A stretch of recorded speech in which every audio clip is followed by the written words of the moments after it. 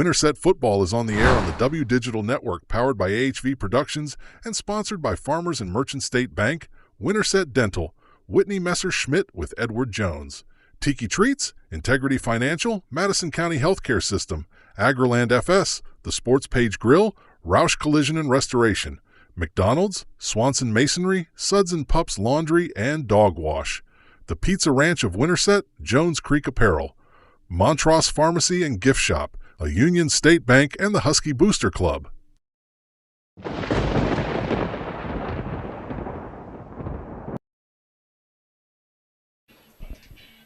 Hello and good evening, everybody. We've got essentially a win-or-go-home matchup between the visiting 8th-ranked Des Moines Christian Lions and your host, the 13th-ranked Winterset Huskies. We welcome you all in here to Winterset. My name is Evan Westling, joined alongside Jack Keller, as always. And, Jack, there's no way to sugarcoat it. This one is a huge matchup on both sides. Yeah, obviously both teams are going to be fully locked in on this game this week as, like you said, it's essentially win or go home. If Winterset wins, they'll have a home playoff game for the first time in like 3 or 4 years. Yeah, and we'll kind of get in through the district standings throughout the night. This is District 5, and I think, you know, you can pretty confidently say that this is the most talented, deep district in all of Class 3A. Top to bottom, there are 4 teams that feel very deserving of making it to the postseason. Only 2 are guaranteed. There's a chance that District 5 could get 3, maybe even 4, but it does feel like one team will be left out for sure. But tonight, a couple things to go over. First and foremost, Winterset 5-3, the Lions 6-2. The Huskies are on a hot streak. They've won their last 3 contests, and they have not been close. A 56-15 win over Knoxville, followed by a 29-0 shutout of Williamsburg. And then last week they headed out to Saydell and won 41-14, so it's been a very dominant team, Jack. And I think the thing you point to is this rushing attack has led the charge for the Huskies. Yeah, it feels like something kind of clicked in that Knoxville game where even though they were facing a weaker opponent, they found out a way to use Wyatt Swanson and Jace Bellamy in the run game like they hadn't all year long, and that's kind of unlocked this whole run game over the past 3 games that they've won all of them, and it's really just added a new element to this offense. Yeah, you kind of look at some key pieces in terms of this offense. With the running game, it does start with the backs. First and foremost, it's Ben Porter. 774 yards on the season, good for 6.5 per carry. And then Nathan Rivera has been a guy they've actually used a lot more over the past couple of weeks, and he's made a difference. Not a high volume of carries on the season, just 35, but he's rushed for 278 yards at just about 8 yards per pop. And so to have 2 very good true running backs alongside Wyatt Swanson and Jace Bellamy, who are just Swiss Army knives that can run the ball, they can throw the ball, they can catch the ball. This offense has playmakers, and, it feels like if Winterset wins tonight, it will be because of their run game. Yeah, definitely. I mean, we've talked about over the past few weeks how they need to get Carson Cook to kind of throw this ball and blend this offense, but they haven't had to do that really at all over the past month. And that's just simply because of how good their running back is, how good their running game is. When Ben Porter, your main running back, is running for 6.5 yards a carry, and he's not even your most explosive athlete, I mean, that's just a great sign for overall running game. So I think, obviously, they're going to lean on that part of the game tonight. Yeah, you look at Swanson and Bellamy. Bellamy is averaging 10 yards per pop, so crazy explosion from him. And then as for Wyatt Swanson, 20.5 yards per carry. So those 2, I mean, they don't get a ton of touches, but they make teams hurt when they have the ball in their hands and they can make something happen. But I'm glad you brought up Carson Cook, because it feels like every week since that Knoxville game, we have been saying, okay, the Carson Cook game is coming, because against Nevada, he had 3 touchdowns. And we saw it on display very early in the season that this is a guy who has an arm. He can push the ball down the field vertically. He can make these tight window throws. He's not afraid of that.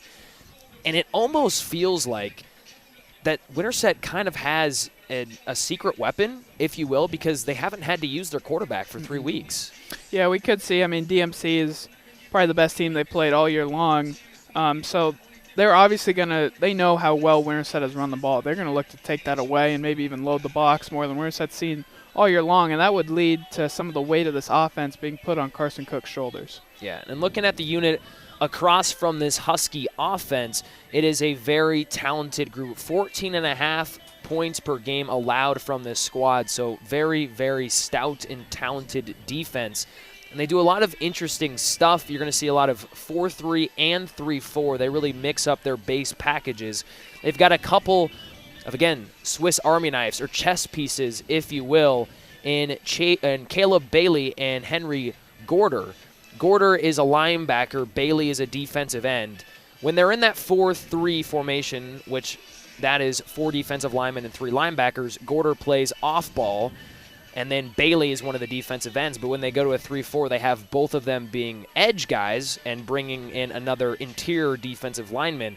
So they have these guys that they can really move around, and it allows them to kind of just take whatever look that they want, and I think it'll be interesting to see how Winterset deals with that.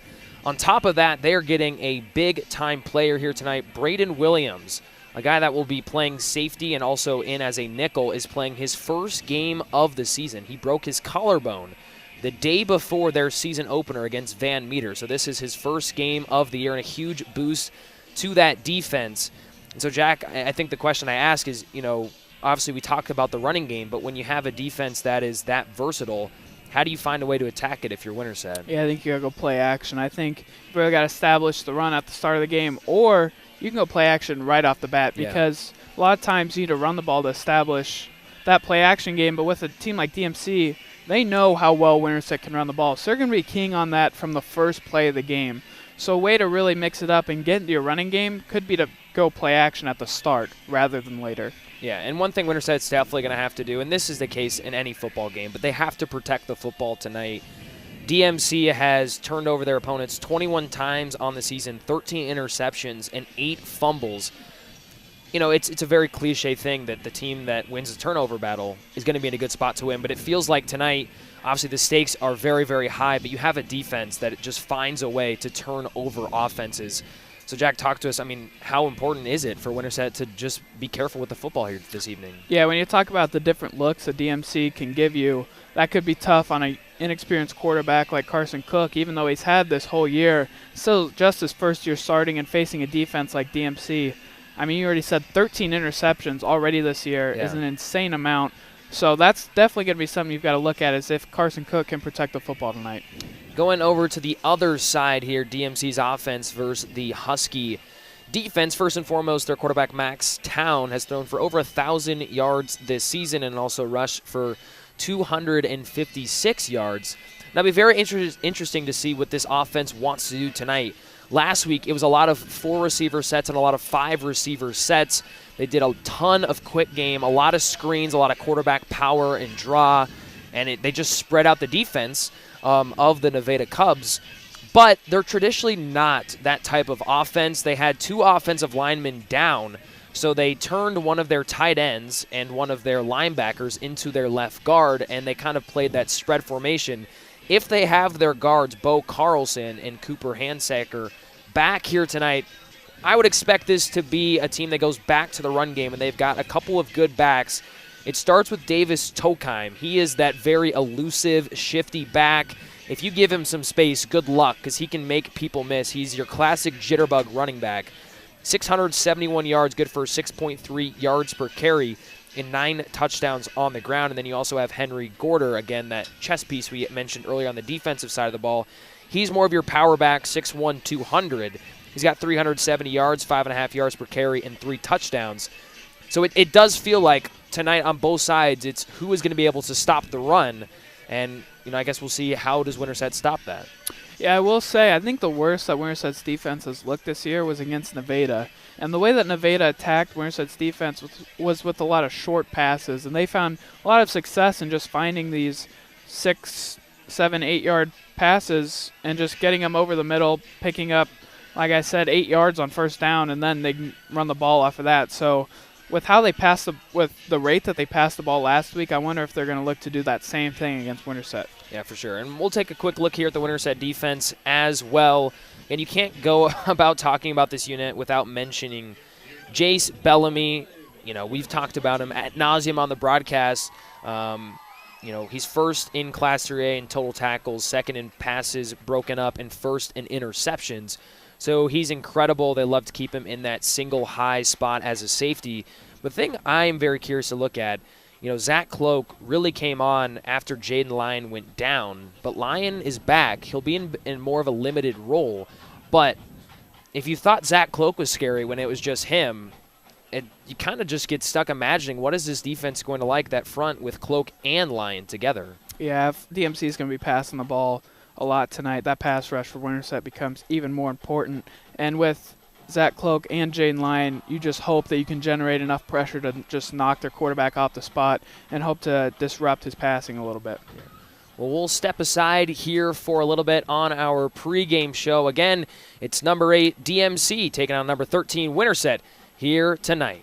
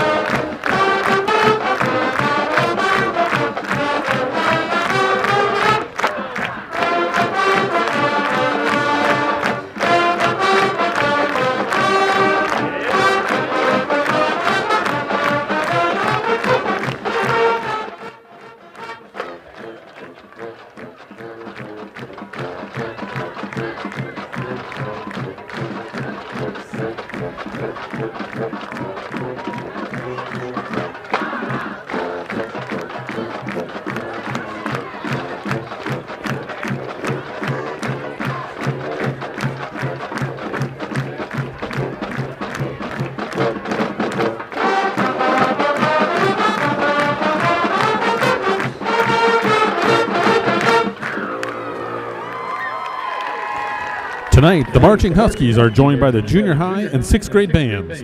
They will be playing Abracadabra, arranged and directed by Paul Lichty.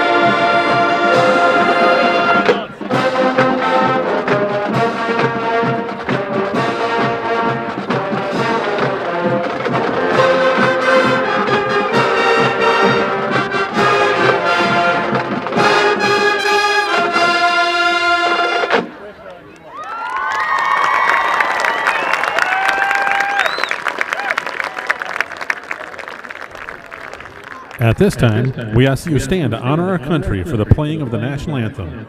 Colors this evening are being presented by the veterans of Winterset American Legion Post 184.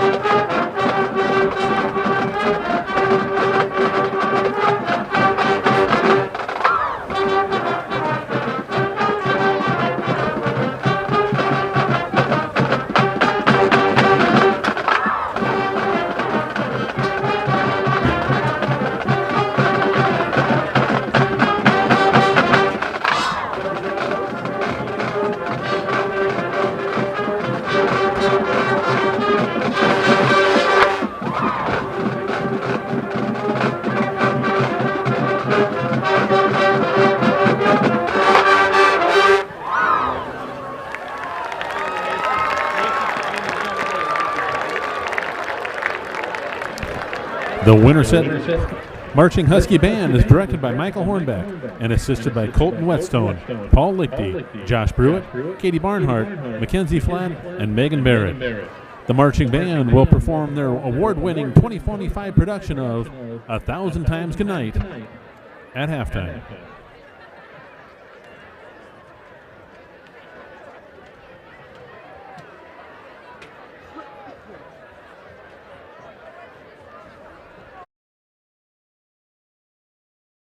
AgriLand FS is a financially strong and dependable cooperative rooted in more than 90 years of experience with our eye on tomorrow. With 28 locations across southern Iowa and northwest Missouri, and from the field to your home and all points in between, you can trust AgriLand to be there when and where you need them. Call 515-462-5353 to learn more. AgriLand FS, where loyalty and integrity still mean something. Remember when retirement meant just stopping work and slowing down? Well, nowadays it's about so much more.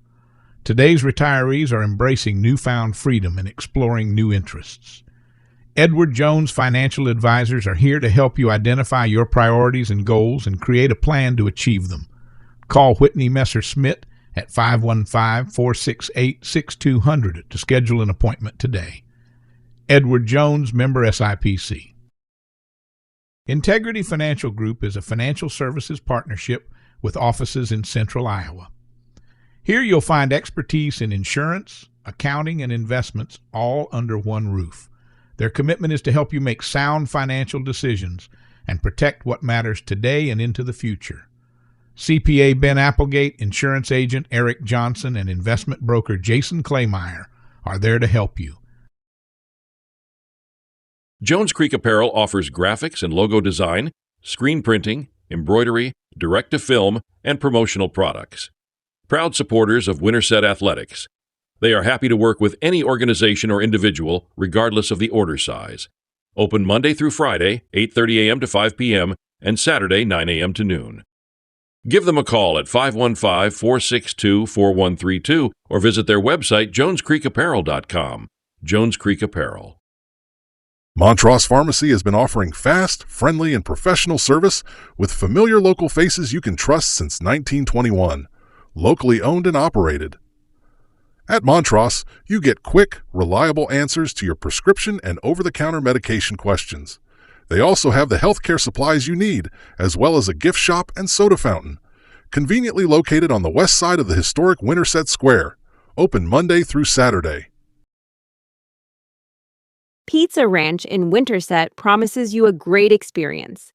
You'll find a buffet full of your favorite pizzas, the country's best chicken, or just come for dessert. They have party rooms available for your next family gathering or fundraising event. Craving a night in? Pizza Ranch delivers. Order online or call. Open Monday through Sunday, 9 a.m. to 10 p.m. The Pizza Ranch at 1009 John Wayne Drive.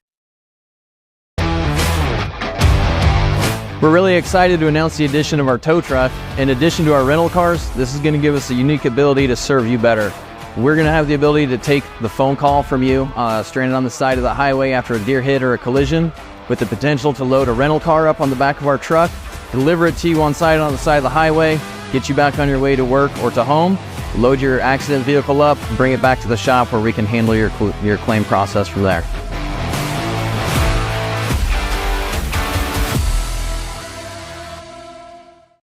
Looking for a taste of paradise right here in Winterset, Iowa? Come chill at Tiki Treats, Iowa, your local spot for Hawaiian-themed treats. Dive into creamy Dole soft serve, refresh with our tropical snow, sip on fresh squeezed lemonade, and snack on warm buttery pretzel bites. It's a tropical getaway, no plane ticket required. Swing by Tiki Treats, Iowa today and treat yourself to a mini vacation in every bite. Is your puppy in need of a little TLC? Bring them down to Suds and Pups for a complete spa treatment in the state-of-the-art pet wash, located next to Straight Shots Golf Simulator at 215 North 1st Avenue in Winterset. And don't forget, attached to the dog wash is Winterset's newest laundromat, open from 7 a.m. to 10 p.m. Stop by today. Swanson Masonry specializes in foundation replacement throughout central Iowa. If your foundation is damaged, Their experienced team can safely and efficiently remove your existing foundation and construct a new one. While foundation replacement can be an extensive undertaking, Swanson Masonry has the skills necessary to get the job done right. Let them put their expertise to work for you. Give them a call at 515-210-3463. The Husky Booster Club's goal is to broaden the involvement and enrichment of students, student families, the school, and the community through its support for junior high and high school-related activities. Money raised by the Husky Booster Club directly benefits all high school and junior high athletic and fine art programs. The Husky Booster Club has provided over $40,000 in funding over the last 3 years. To become a Husky Booster Club member, go to huskyboosterclub.org.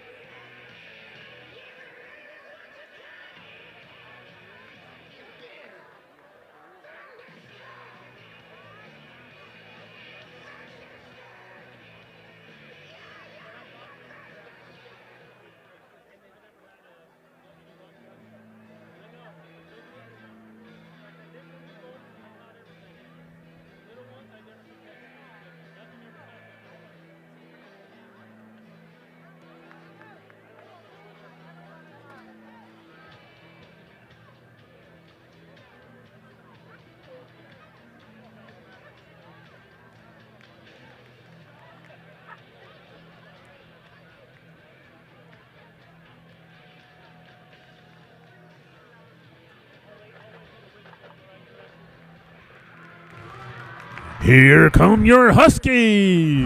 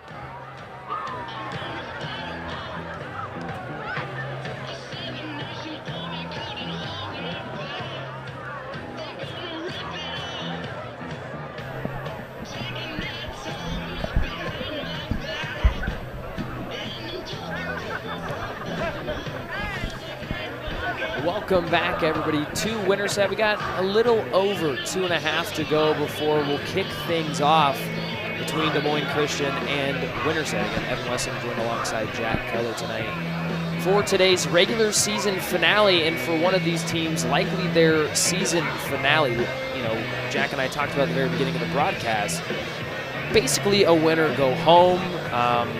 Right now, I guess we got some time, so we'll look at it here real quick. But we are currently, obviously, in District 5. Those teams, Winterset, Nevada, Williamsburg, DMC, Knoxville, and Sadell. Currently, you've got a three-way tie at the top between Winterset, Nevada, and Williamsburg with a 3-1 record. If the season ended prior to this game, Winterset would be your district champ, as their plus-minus is 10.5. It'll be very interesting how that plays out tonight. So how that plus-minus is determined is by however many points you beat your opponent by or lose to. You add those together and then divide them by the amount of games you played, although there is a max of 17 points. So if you beat someone by 40, you only get 17 points for it. Winterset at plus 10.5. Nevada behind them at 6.25, and then Williamsburg 2.75. Now the caveat is that Nevada and Williamsburg play Knoxville and Sadell, so you would likely expect both teams to get plus 17 in those categories. So if Winterset wins, they do have a solid cushion, but if they just win by a couple points, which kind of feels like that's the game you're shaping up for, is a very close one, who knows if they would win the district, but it does feel like if Winterset wins, they would be in some capacity. DMC, on the other hand, a very long shot at winning the district with a 2-2 record.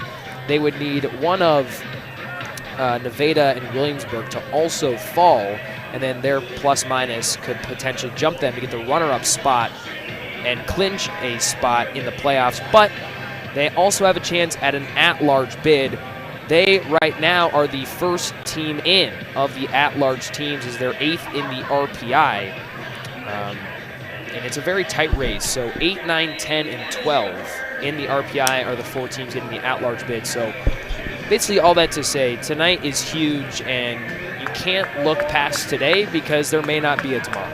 Yeah, obviously, I mean, with how Winterset stands in the RPI, it is essentially a win-or-go-home type game. So you have to put all your chips in. You've got to empty out the tank for tonight and then worry about next week if you win tonight. And that's kind of where Jack and I were talking about this earlier, just before the broadcast started. If DMC lost, there would be a chance that they get in as, again, like we said, they are the first team in as an at-large bid with an RPI of 8. So they could get in potentially if they fell. Winterset, if they lose, it would be a very long shot at getting in. But should be a great one here tonight. Wyatt Swanson getting ready to kick things off. Tokheim back deep along with Newton. That ball will be marked out. Swanson's kick, to be the 20 fielded by number 11, line. Gorder. Be DMC first and safe, 10. spent some yards there. Yeah, an interesting decision to catch that kickoff is I believe DMC would have got it at the 35 if they would have let it go out of bounds. So the DMC offense will take the field first here tonight. Again, like we said, led by their quarterback, Max Town. He's got 1,034 yards, a 55% completion percentage, 8 touchdowns to 3 interceptions, but they love to use him as a runner as well. We'll start things off with Davis Tokheim, who is met right away at the line of scrimmage. Yeah, really good job to just blow that play up right away, and there's nowhere for Tokheim to go. It's a great job by Winterset to limit them on first down and get them in these second and third longs. Second and 10. No gain there on first down for Tokheim, and the guy that we highlighted in our open, he is your classic jitterbug back, so it's interesting to see them use Tokheim in between the tackles, because if he gets some space, he can really make you pay. We'll give it off to Tokheim once again, and there we go. More to the outside this time, but nowhere to go. This defensive line for the Huskies has come out strong. Yeah, we saw the middle of the defensive line on the first down play, and then you get the edge of that defensive line in the second play, just containing and making sure that, like you said, Tokheim is so good outside the tackles, make sure he can't get out there, and that's what Winterset did a great job. And now you've got him in a 3rd and 11, try to get off the field and get some early momentum.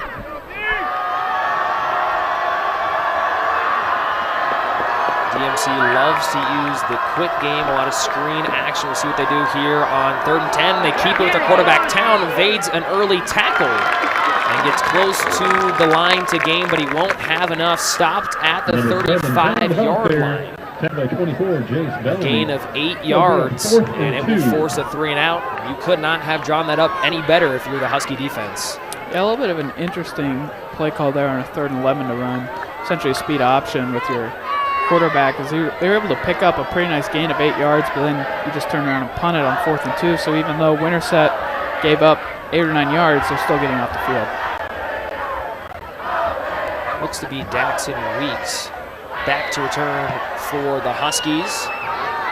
16.5 yards per return. He won't have a chance there as that one runs out of bounds. And the Husky offense will start just past the 25. We do have a flag down on the field back near the 30-yard line, so close to where the ball was punted from. Waiting on the official ruling here.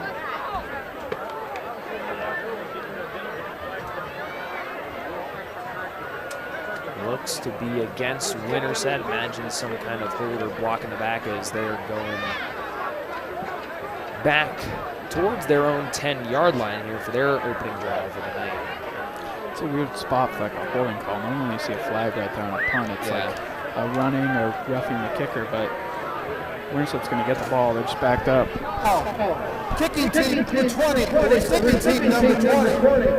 After this goal, first down. So that penalty will push Winterset back, and they'll start at their own 14-yard line. They're led by the junior Carson Cook.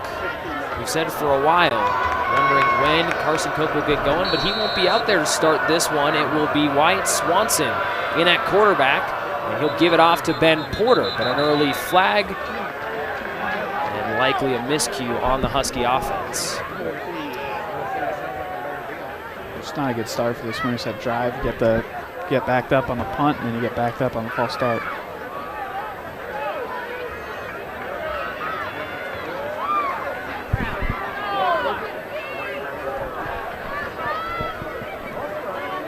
Winterset now backed up inside their own 10 at the 9, 1st and 15, and now Carson Cook is in the game.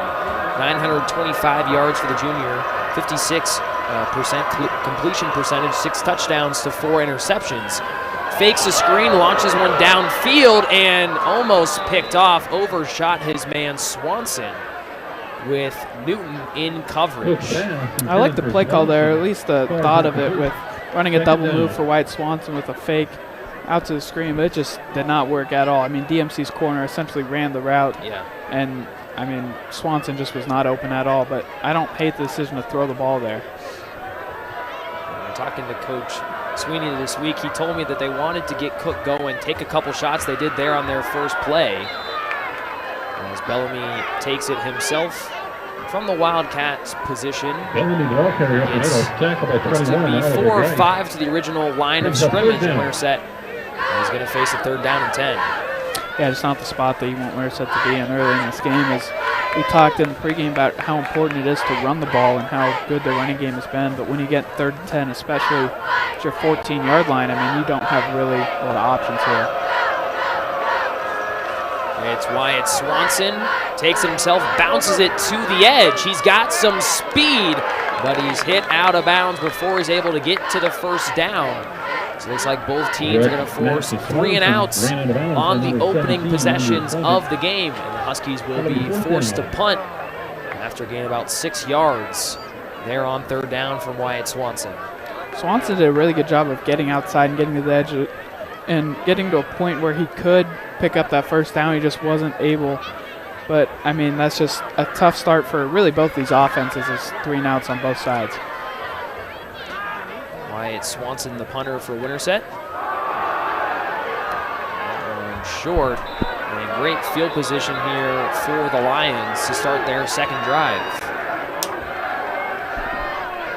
I mean, you see the big difference in the punting game and how especially those penalties affected Winterset. As I mean, DMC punted the ball from like their 30-yard line, they punt it down to Winterset. Winterset just punts it right back, but they get it at their 40, so or at Winterset's 40. I mean, that's just 30 yards of field position when nothing happened on both sides of the ball. Yeah, just net gain of 20 yards there for Wyatt Swanson. Averages 33 yards per punt, but didn't get a lot there. So great field position here for the Lions. They'll give it off to Tokheim once again, and there goes Davis. Tokheim breaks one tackle down the sideline and eventually taken out of bounds inside the 10-yard line. We told you guys he can be shot out of a cannon any moment. You saw it there from junior Tokheim. I mean, what an explosive run by Tokheim. Right? DMC ran a little bit of a counter there, and there was a little bit of room, and Tokheim just exploded for a huge gain. Now they're right on the doorstep of the end zone. A run of 34 yards for Davis Tokheim on first down. Outrushes his performance from last week, 7 carries, 19 yards and a touchdown against Nevada. And he's got 34 yards today. They give it to him again, breaks one tackle, breaks another. Bellamy trying to bring him down, inching closer towards the end zone. And they will stop him a couple of yards side. Taken down by 24, Bellamy. Second and goal. Winterset had that play blown up from the start, but Tokheim did a really good job of evading a few tackles and getting a really positive run for DMC, as now they just need about 1 yard here.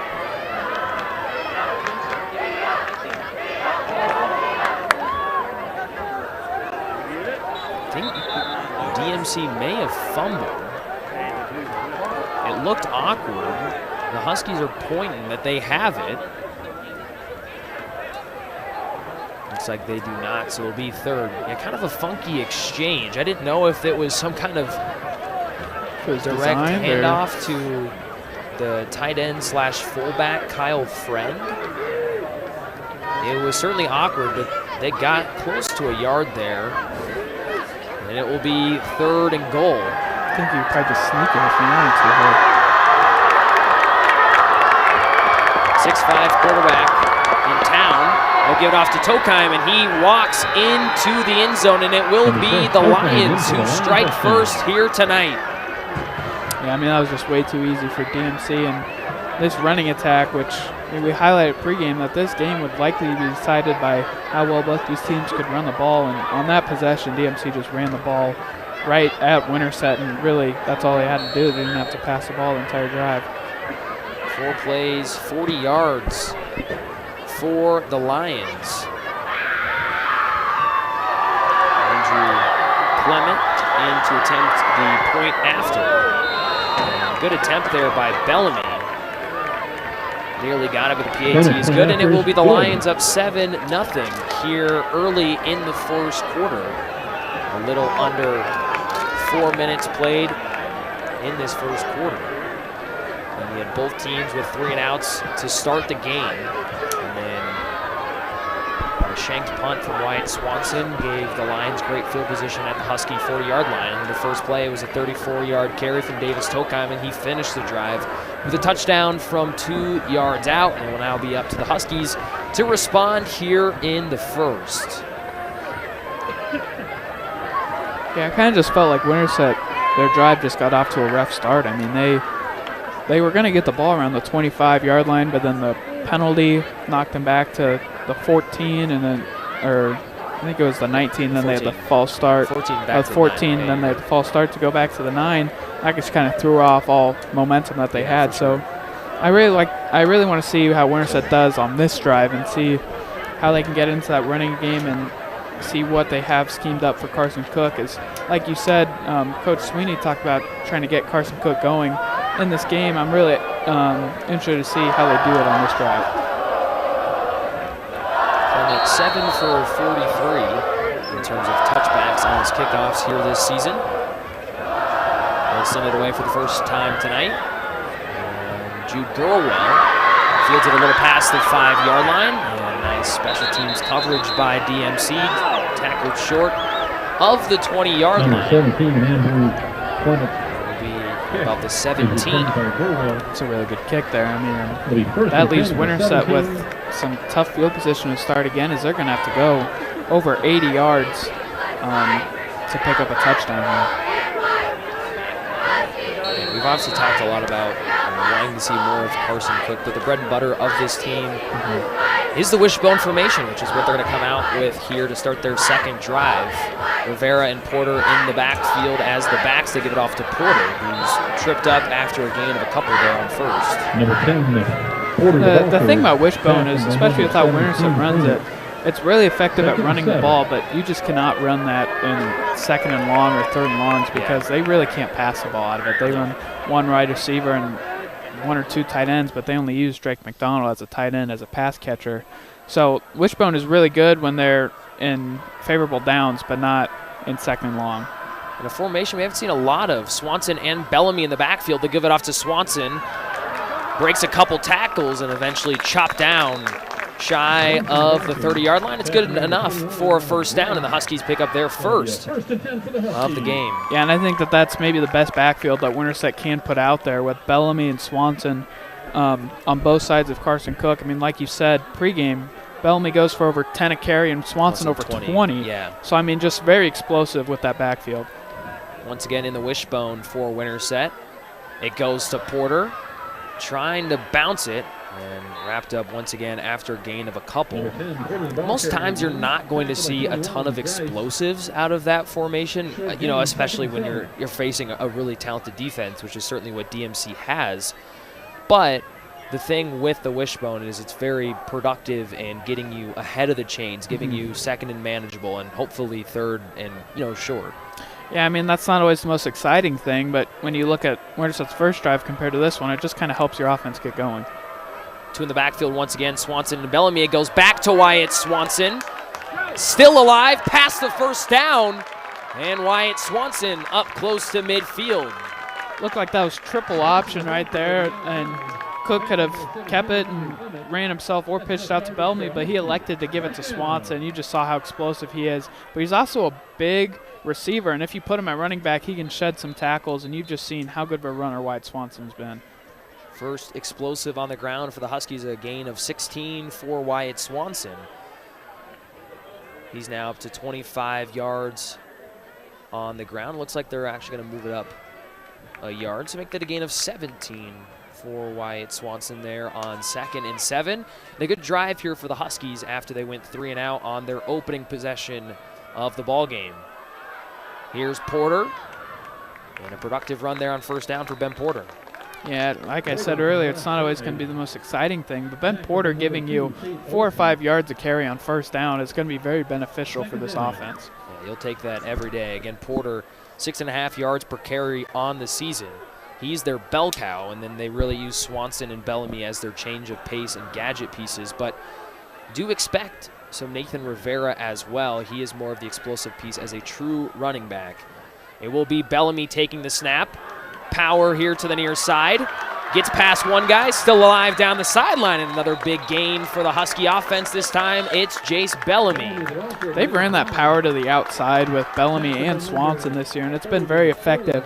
They love running behind Leo Kirkland at left tackle and him being able to clear a lane for these quarterbacks or running backs taking the ball at quarterback. Ball looks like it's going to be marked. The Chains have it at the 35.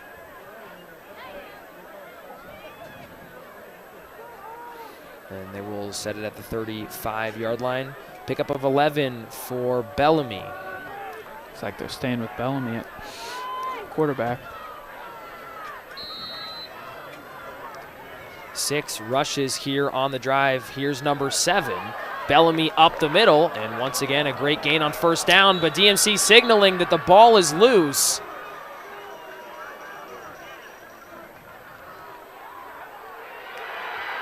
And they do have the football.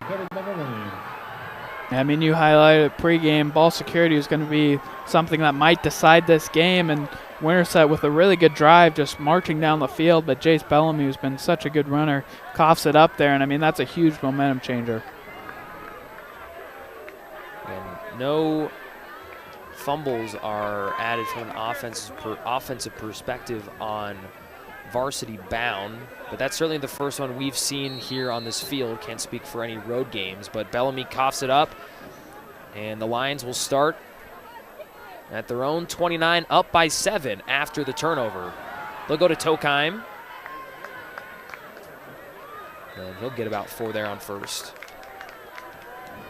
Yeah, I mean, we saw that first drive from DMC. Winterset did a good job of stopping the run on early downs and kind of limiting Tokheim because he's not – you can get him behind the line of scrimmage. He's a back that is going to be very explosive when he has an open field, but if you can get him early, that's the sweet spot that Winterset's going to need to live in.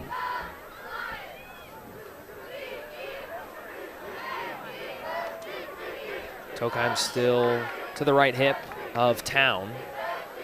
Kyle Friend in the backfield as well as their fullback. Tokheim able to get past the guy initially, but wrap down, maybe gets a yard there on second. Yeah, right there, a really good job by Jaden Lyon, who's playing a little injured right now. He did a good job of getting Tokheim in the backfield, and when he made a move to get away, he didn't let him go anywhere, and he was able to stop him for not really a gain at all there. Now Winterset has a chance to get off the field. Be a big get here for this Winterset defense, trying to pick up their offense after they coughed it up for the first time on this field here this season. Again, 2 receivers. They send 1 in motion. That was Bakey. Here's Tokheim.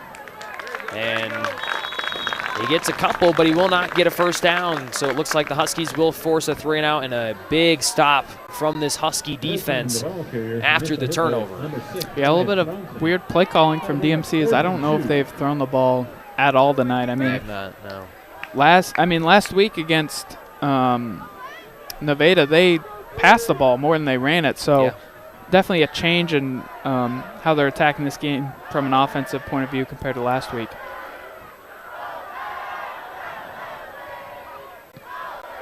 Sent deep by Town, and that's a booming kick.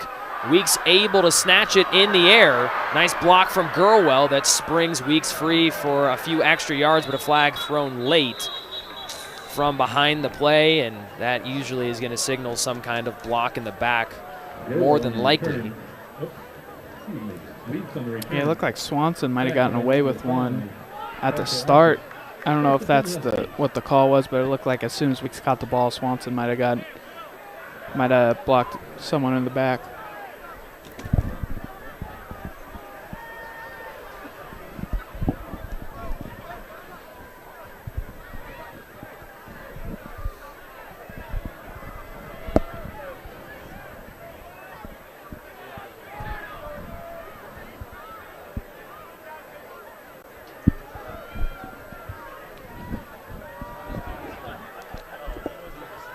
Not sure. Motion block in the back. Not sure who it was on, but it's going to send Winterset they're going to be backed up again to start this drive. On the 19 for the Huskies, they've not had great field position. Started their own 14, 17, and now the 19, so it is their best here of the game, but still not what you want to see from an offensive perspective. And now a meeting here with a couple of our officials.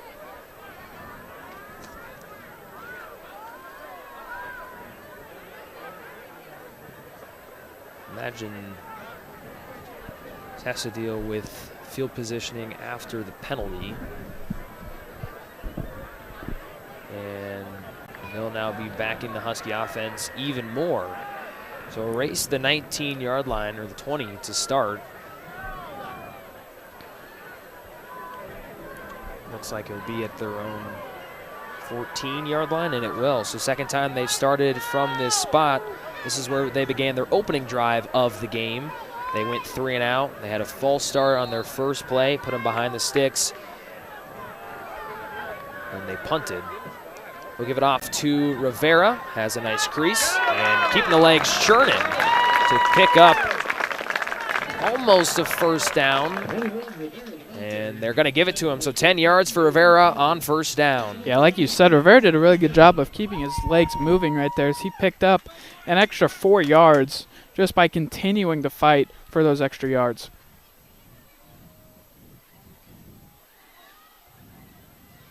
This time they'll go to Porter. And a few for Porter there on first down. Again, Winterset doing their best to stay ahead of the sticks. but still have just seen one pass attempt here today. It was a throw on 1st and 15, a shot downfield that wasn't on target from Carson Cook. But we kind of felt like this would be a game dominated on the ground, and that's been the story so far here in the first. It's going to be Ben Porter again. Tough guy to bring down, and he'll pick up about 3 or 4 more there on second, and it will be 3rd and short for this Husky offense. Yeah, you see a lot of times these 3rd and shorts, they like to use Jace Bellamy out of Wildcat, and he's coming onto the field with White Swanson. I don't know if Bellamy's going to be a quarterback or they're going to run that same formation with Bellamy and Swanson in the backfield.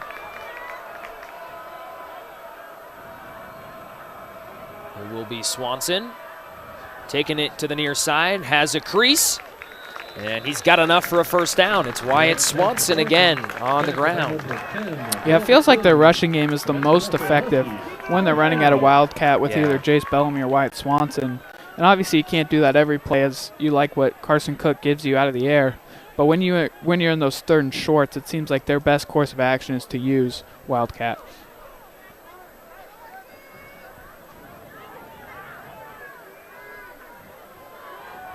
Five-yard pickup there for Swanson. Drop back for Cook, scanning towards the sideline, and he finds his man. It's Jace Bellamy. Don't know how he stayed up for that extra second, but he did. Signaled first down, and they will give it to him. It's almost like he had an extra spring in his leg, just kind of spun him up in the air. He bounced himself completely there with that left foot.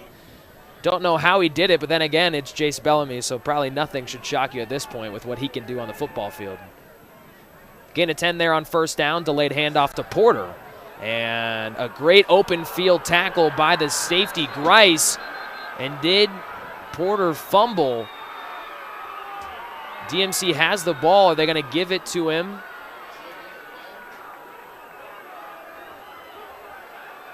Winterset's offense staying on the field, and it will be a fumble.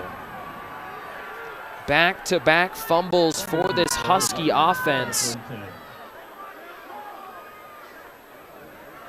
I mean, we don't have a great vantage point from there. It doesn't look like anything happens until Porter gets close to the ground. Obviously, we don't have a good enough angle there. So not entirely sure, but nonetheless, it is the second turnover of the night here for the Huskies. Quick swing pass out to Olsen on first down. First pass attempt, first completion for this DMC offense. Yeah, when I was alluding to in the pregame about what worked when Winterset played Nevada and what Nevada did against them, it was those plays right there. They would just throw quick little out routes and quick little hitches to pick up, I mean, like up to 6 yards, 6 or 8 yards on first down, and that's what really worked for Nevada, so we'll see if DMC tries to do it more in this drive. This is the second time tonight that this line offense has started in plus territory. They'll send one in the air once again, and it is Olsen again. Back-to-back completions to Tate Olsen. I mean, Winterset really hasn't faced a very good passing offense since that Nevada game. And in these past 3 games, I mean, Williamsburg was playing with the backup quarterback. Knoxville couldn't get really much going, and the same with Sadell. So it's kind of just a different part of the game that Winterset's going to have to face tonight that they haven't over like the past month.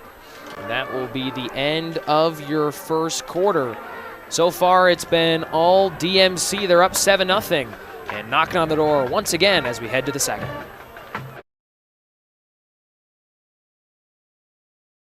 Looking for a taste of paradise right here in Winterset, Iowa? Come chill at Tiki Treats Iowa, your local spot for Hawaiian-themed treats. Dive into creamy Dole soft serve, refresh with our tropical snow, sip on fresh squeezed lemonade, and snack on warm buttery pretzel bites. It's a tropical getaway, no plane ticket required. Swing by Tiki Treats Iowa today and treat yourself to a mini vacation in every bite. Swanson Masonry specializes in foundation replacement throughout central Iowa. If your foundation is damaged, their experienced team can safely and efficiently remove your existing foundation and construct a new one. While foundation replacement can be an extensive undertaking, Swanson Masonry has the skills necessary to get the job done right. Let them put their expertise to work for you. Give them a call at 515-210. Welcome back, everybody, to Winterset. Start of the second quarter. It'll be Davis Tokheim here to begin the second. Up the middle for a few there on first down.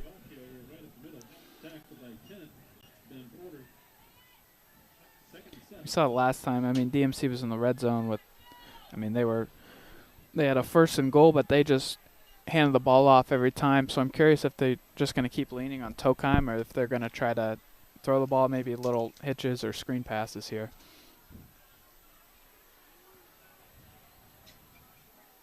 Friend lining up as a fullback with Gorder in the backfield.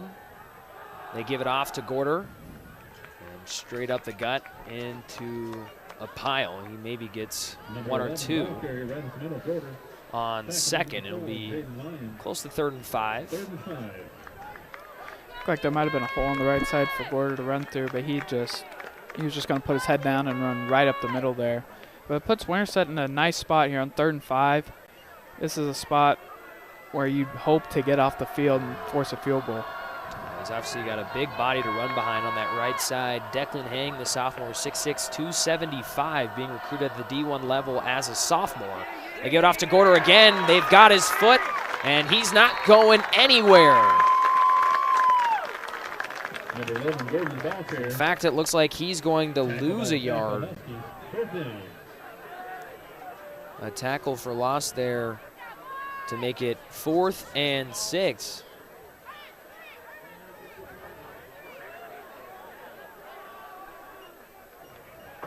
Coming out to attempt the field goal, Andrew Clement, 4 for 6 on the season. He's got a long of 33 yards. Looks like that's where this one's going to be.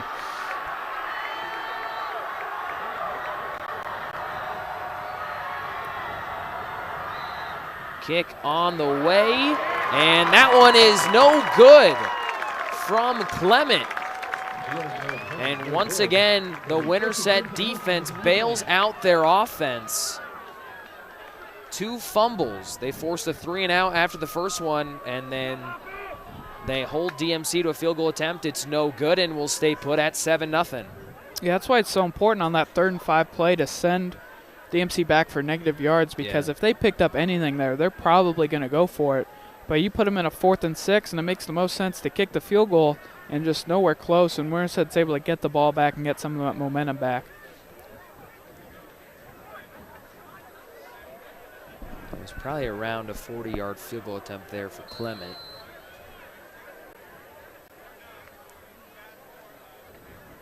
But it's no good, and Winterset a chance to get some points on the board still in this one here in the second. Delayed handoff, no, they'll fake it. Bellamy's open downfield. Instead, he sends it underneath to McDonald, who cannot hold on to it. Would have been a big chunk play on first down. Yeah, you're wondering when Winterset was going to use play action on a wishbone, because they've just ran it all night long. And McDonald, Dana looked like Leisure downfield were both open. Cook makes a good throw, but McDonald just not able to haul it in.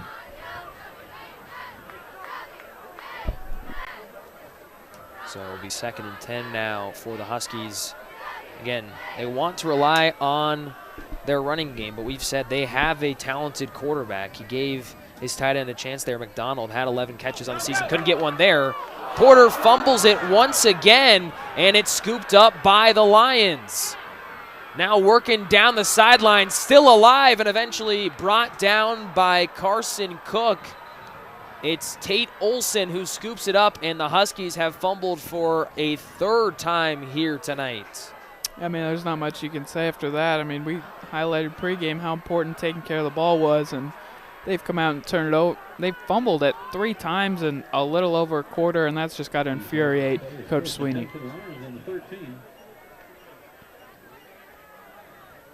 Again, we do not have, there's no fumbles lost stat for an offense on varsity bound, so by all accounts, these have been the first 3 fumbles of the season for Winterset. Possible that they've turned it over and coughed it up on the road, but can promise you we've not seen them fumble here on the season.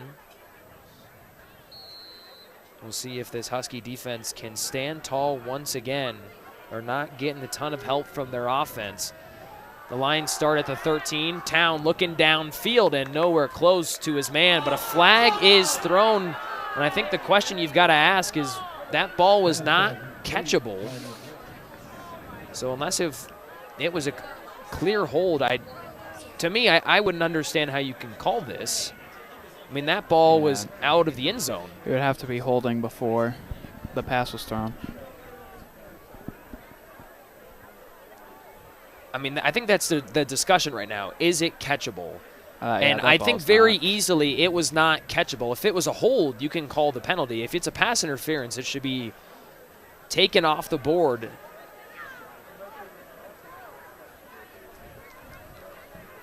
They're communicating down. There's no football to play. And just as we imagined, that one was not a catchable ball for Tate Olson, forcing the flag to be picked up. So it'll be 2nd and 10. They'll give it off to Tokheim, and a lot of yards before contact. Gets 5 or 6 on 2nd. I have to wonder how that field goal influences DMC's decision to kick if they get into a 4th and 4 or 4th and 5, if they're more willing to go for it after seeing that previous field goal attempt, or if they have faith in their kicker and trust that he could put in, at this rate, it would be a shorter field goal. 3rd down and 5. Friend in the backfield as a blocker. Tokheim to the right hip of Max Town. He looks, and that one is caught and into the end zone. Cale Hirsch going for the pass breakup. He couldn't get it. And the Lions now with a 2-touchdown advantage here in Winterset. Like a whip route right there, and when you have one-on-one coverage, you know that's a route that's better against man than it is against zone, and Cale Hirsch did a great job of trying to get to that, but he just couldn't, and DMC is going to take a 2-score lead.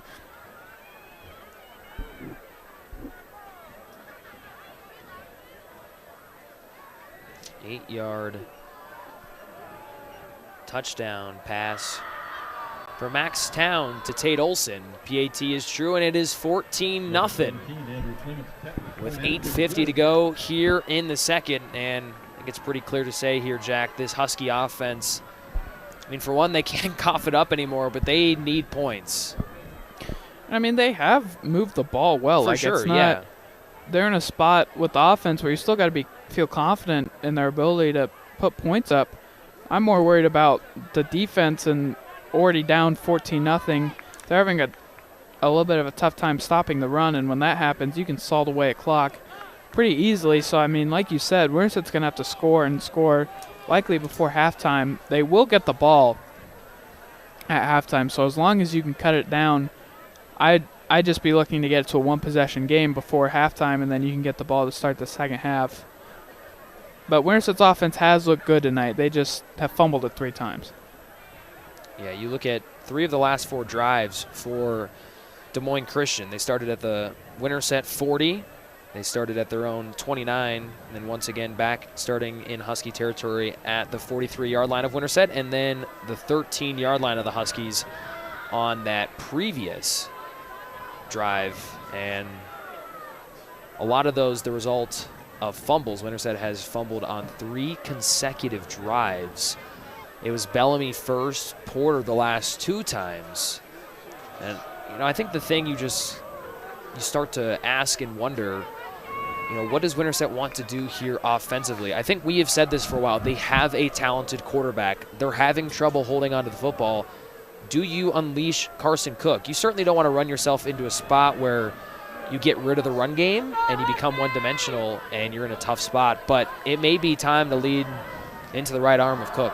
Yeah, I mean, and you can pass the ball to the same people that you run the ball with. I mean, White Swanson, Jace Bellamy, your 2 most explosive runners are also probably more wide receivers than they are running backs. So you can find a way to get them the ball as well. Swanson scoops it up on the return. He's got a crease. There goes Wyatt Swanson, tripped up from behind. But a big return and potentially a spark for this Winterset offense. One guy down for the Huskies. Can't see on a number.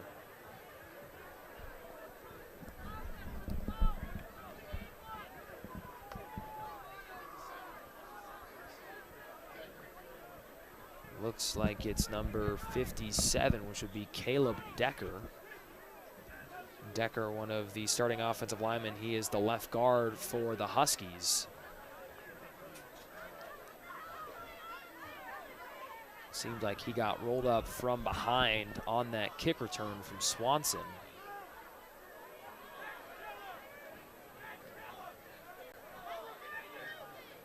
And there is also a flag. Flag they called a face mask on DMC. So you're looking at some incredible field position here.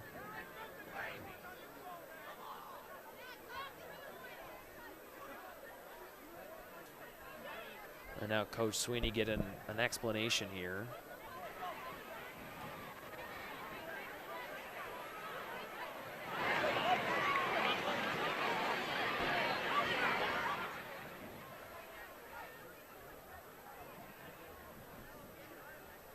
Again, Decker still in the ground for the Huskies. We don't know for sure what the flag is. Considering you didn't see a big reaction from Coach Sweeney, you'd imagine it is against DMC. They motioned to a face mask on DMC, which I'm not sure if in high school it's only 5 yards. I know some penalties are different in high school than they are in college or the NFL.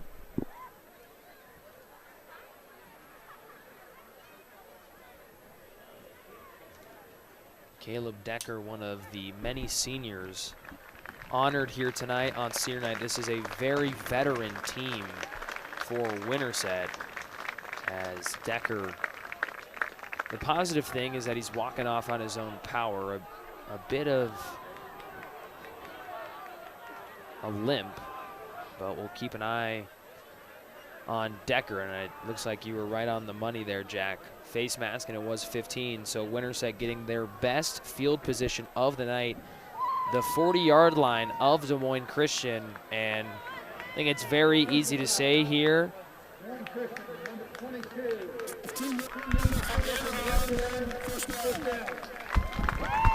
I think it's very easy to say here, Jack, that this Husky offense cannot afford not to put this in the end zone. It's 40 yards. You've got to cut it to a one-score game. Mm-hmm.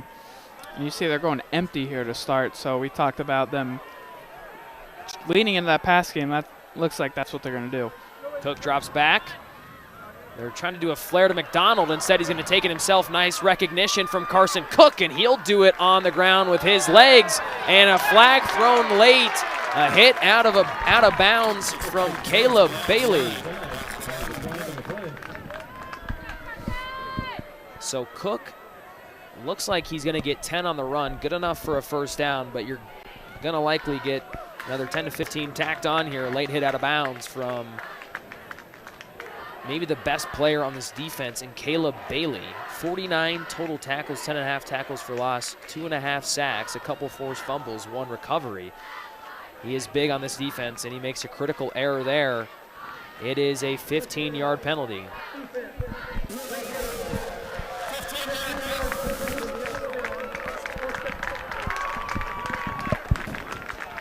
So now you had a near 45-yard return from Wyatt Swanson on the kickoff, a face mask on that return, and then a 10-yard carry from Cook, and a late hit out of bounds. So 30 yards worth of penalty yardage have been given to the Huskies on the drive. Bellamy looks like he's going to lose a yard there on first down. Yeah, second and long in the red zone. It's a tough spot. Obviously, the red zone is tougher to pass in than just a normal down, but in second and long, you're going to have to, I mean, you run the ball, you get 3 or 4 yards, you're putting in a tough spot, so we'll see what Coach Sweeney dials up. They give it off to Porter, and he's not going to get much. Got to the original line of scrimmage, maybe picked up an additional yard. Looks like potentially a gain of 2, but now another Husky down. They already have their left guard, Caleb Decker, down right now. Don't have a number currently.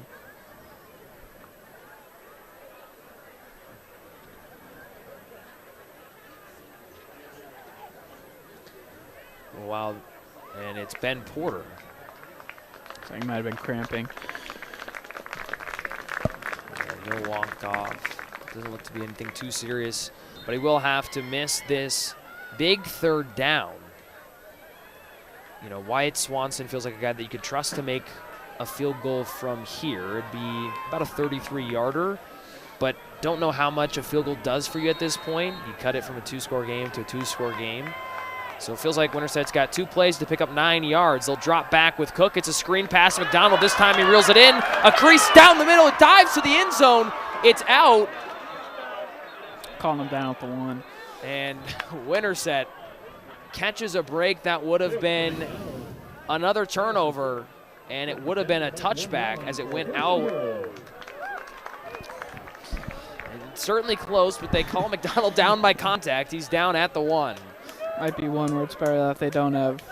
You can't review it in high school. I mean, a great play call right there from Coach Sweeney. You've got 3rd and 9, and DMC's probably keyed on Jace Bellamy and Wyatt Swanson. You run a little tight end screen for Drake McDonald, and he's had so much room to run.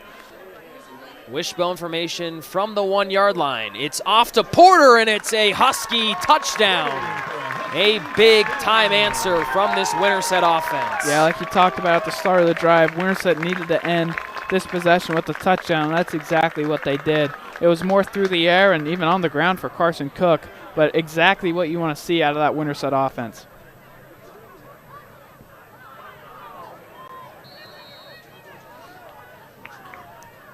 It's going to be Alejandro Vallejo Montoya in to attempt the point after. And it is no good. So could be a critical miss from Vallejo Montoya, but nonetheless, the Huskies get some much needed points, Jack. Yeah, obviously that was crucial. And you start to wonder, I mean, this is nothing against Winterset's kickers, but with how efficiently they can run the ball, you have to wonder if going for 2 is a better option than kicking PATs. Yeah. I wonder this with, like, every team in high school about if it's just more efficient to go for 2, but obviously if Winterset gets another touchdown, they will. But Winterset's defense is going to have a huge task here of keeping this momentum for Winterset, as DMC's had short fields, but they've been able to march down the field on Winterset. Now they're likely going to have a normal field and just more of a better opportunity for Winterset's defense. 5-play touchdown drive for the Huskies. They go 40 yards. Again, it started with a big return from Wyatt Swanson. He was averaging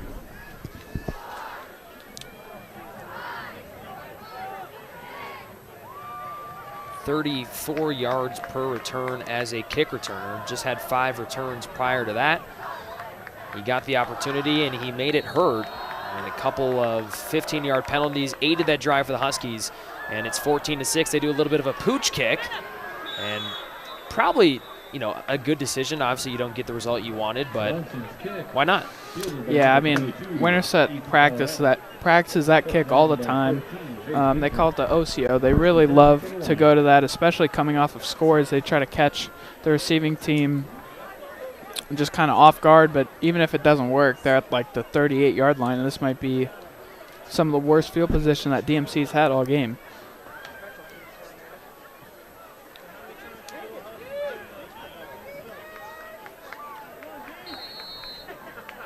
The Lions get it from their own 39-yard line. 7 minutes to go here in the first half. Tokheim, patient runner, and eventually met by a group of Huskies. Do have a flag down on the near side of the field. Weird spot for a flag.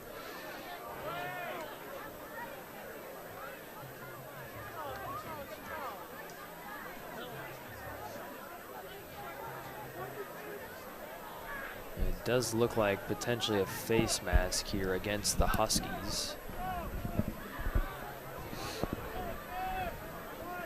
Currently marked at the 41, and the Winterset Husky defense is backing up.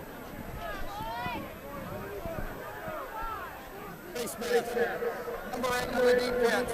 15-yard Face mask called against Trevor Banning.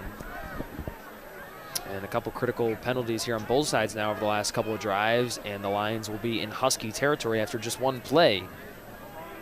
They set up shop at the 43 of Winterset, up by 8, trying to get their lead back up to 2 scores here as we approach halftime.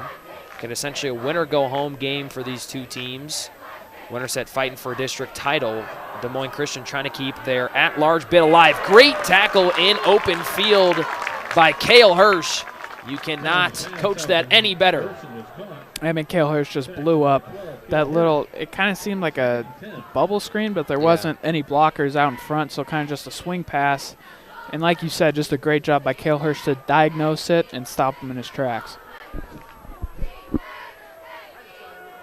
No gain on first down. 2nd and 10.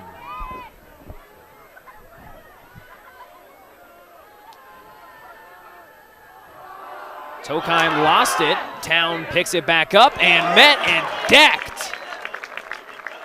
Not a hit you want your quarterback to take. Blown up by Jace Bellamy. Yeah, like you said, just not a hit that you want your quarterback to take, as Bellamy and Lyon just came in and blew up Town. And that's something that Winterset needs to take advantage of. You have them in a 3rd and 11 right here at about the 44-yard line. This is a situation where DMC hasn't really gotten anything going passing the ball tonight. 3rd and 11. Winterset trying to hold this Lion offense at bay. Town dropping back, stepping up. He's got a lane at the 40 and eventually taken down.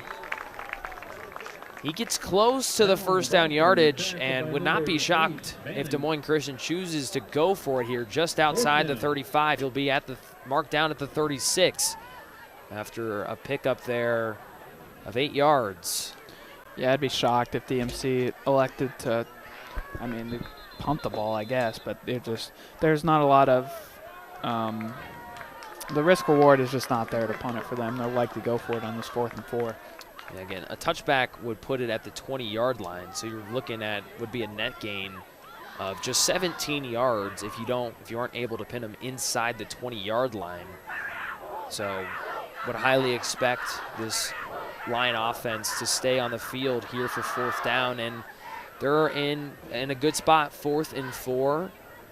Tokheim, again, if he has a crease, he can definitely explode very quickly. You've seen a lot of these bubble screens or just swings to the outside to Tate Olson, the only receiver with a reception tonight for the Lions. And we haven't seen it tonight. No designed runs for Max Town yet, but he's certainly capable of doing that. 256 yards on the ground this season, 3.5 yards per carry as a quarterback, pretty good. He's got 7 touchdowns. But here it is, the 5 receiver sets that we alluded to in our open. This Lion offense used them a ton last year. He swings it out. It's caught and still alive, and he'll get the first down and more. A.J. Bakey.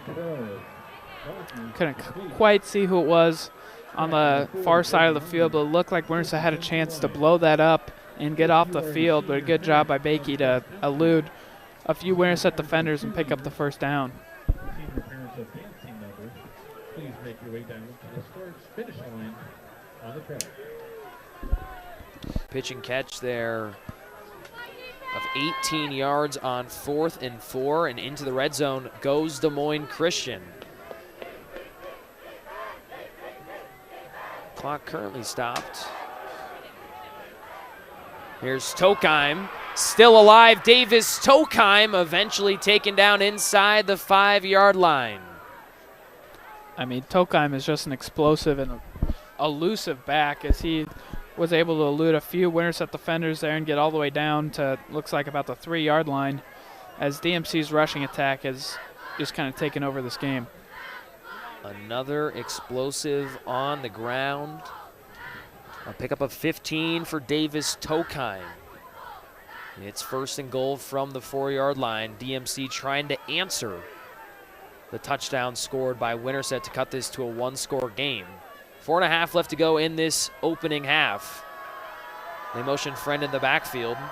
And Trenkamp up to the line of scrimmage. It's Tokheim again, waiting, and nice job. Banning gets him from behind. But that play was started by Jaden Lyon. Oh, man, what a great play by Jaden Lyon to just blow that play up as Tokheim had nowhere to go, and that allowed Banning to clean it up.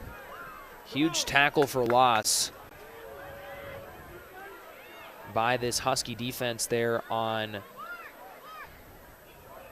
1st and goal from the 4. It's now 2nd and goal from the 7, so a loss of 3 yards.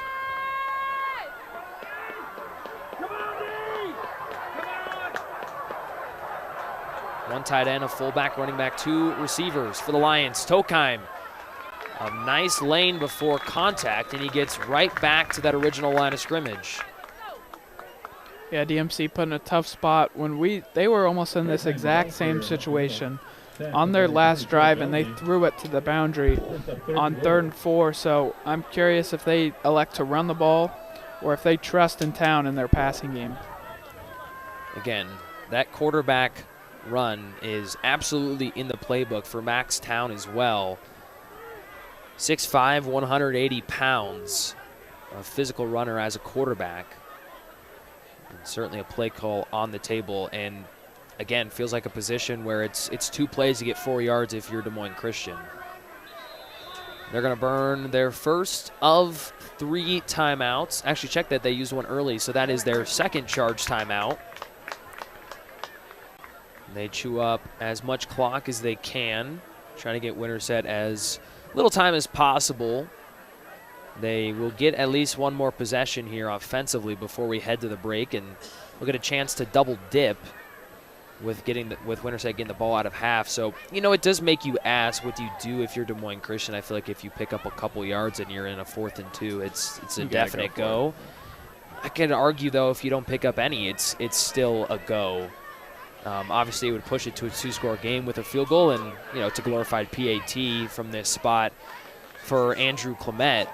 But, I mean, what do you think we're going to see here from DMC? I mean, if I was making a decision and it was a 4th and 4, I would still go for it. I think you've got probably over a 50% chance of getting it, and even if you don't, you're backing Winterset up inside the 5 and essentially eliminating anything that they can do in this final about 2 minutes that they're going to have. So I think for DMC, if I was their coach, you'd have 2 plays to get 4 yards here. Once again, a heavy set for the Lions, 22 personnel. Play action. Friend was maybe open for a second, throws crossbody, and it's intercepted. Ben Porter.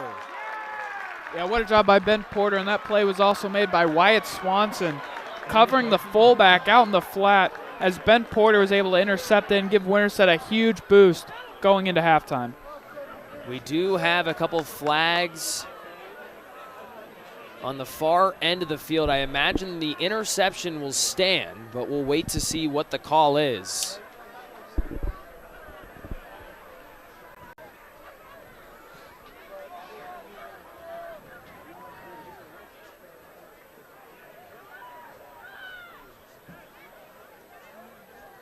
Ball right now placed at the 5-yard line.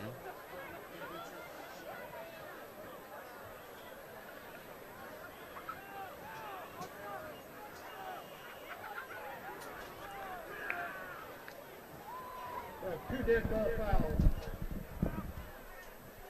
Personal foul on the defense, personal foul on the offense.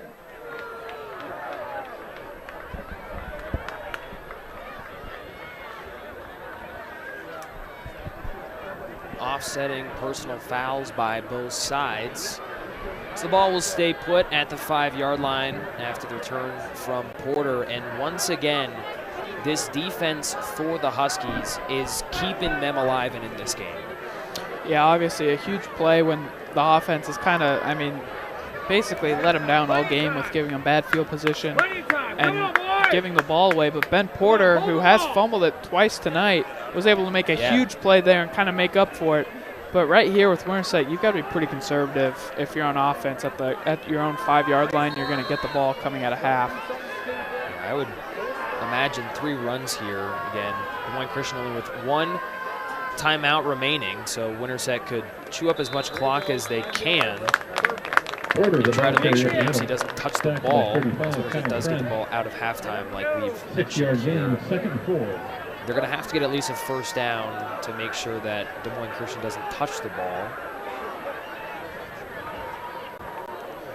Swanson and Bellamy are on the sideline right now, but I would like to see kind of a chance for them to get the ball on this possession, maybe get it to the outside and see what they can do. 2nd and 4. It's Rivera, and able to spring free, trying to bounce it, but eventually cleaned up by Clement. Yeah, it'll be an interesting call here for Coach Sweeney on 3rd and medium on if he wants to chance it and try to get some points, or if he's going to be content handing the ball off and just being fine going into halftime with a one-possession game. I would almost wonder if Winterset burns a timeout with 1 second left on the play clock. Doesn't look like that's going to happen. Swanson takes it, direct snap, following his blockers, surging ahead, and he's going to be just shy of the first down.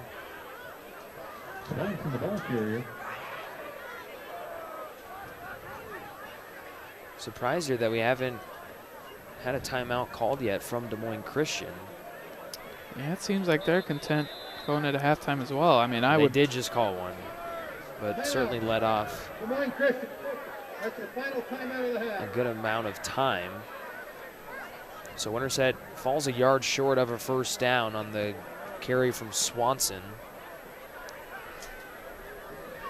But kind of interesting. You know, Winterset could have burned another 15 seconds if they just would have waited to snap until 1 second or call a timeout. And, you know, who knows what those 15 seconds can do, especially with the team that doesn't have any timeouts left. Yeah, I mean, it's always an odd position when you have the ball, because if you pick up the first down there, you want to have as much time, but if you don't get it, you obviously don't want DMC to have that much time. So it's just about how much you trust in your offense, and it appeared that with them snapping it at whatever they did, like 10, 15 seconds, they thought that they could pick up that first down and that it would be beneficial to keep more time on the clock. But I'm also interested by DMC not calling the timeout right away, as they let like 10 seconds run off the clock. But this is a big punt for Winterset, as Swanson kind of shanked. Yeah, he shanked the first one. If that happens again, DMC is basically going to be in field goal position. It's going to be a fake for Swanson, surging ahead. Did he get it? He's very close. Initial spot seems like he got it, waiting for the signal, and he did. A gutsy call from Coach Sweeney, and a new set of downs for the Husky offense. I love the decision to use Wyatt Swanson as a runner with a fake punt. Running it with a minute left is a little questionable, because you'd run that when you want Winterset to continue to have the ball and to continue to use this drive. But with the time right now, Winterset is essentially ran that just to make sure that DMC can't get the ball. Yeah, 40 seconds, Winterset with all 3 timeouts. Play action. Cook downfield and overshot his man. 32 seconds now remaining. Yeah, I think that's the second time that they've tried to go deep to Swanson, that time out of wishbone and play action, and their DMC's all over it. They know that they want to use Wyatt Swanson downfield in the shot play, and both times he just hasn't really been that open, and Cook's overshot him. Have to imagine at this point Winterset content with running the clock out after you take that shot on first. They give it off to Ben Porter. We'll get about 5 or 6 there on first down. No timeout from Coach Sweeney. With no timeouts remaining for Des Moines Christian, Winterset is going to let the first half clock fall down to 0-0. So your score is 14-6 in favor of Des Moines Christian. And for the two sides, feels like if you're Winterset, you are definitely okay with the score of 14-6. If you're Des Moines Christian, you feel like you probably had a few more opportunities on the table to really blow this thing open here in the first half. Yeah, I mean, Winterset, like you said, you got to feel lucky. It's only be down by 8, and they will get the ball going at the start of the second half and with some momentum. So I think that Winterset, what they've shown you on offense and, I mean, on defense too, they played a really good game. Those fumbles have just killed them. So you look at this second half, and if Winterset cannot fumble it 3 times, I really like their chances of making this game close all the way down to the end. We'll head to the break. 14-6 your score here in Winterset.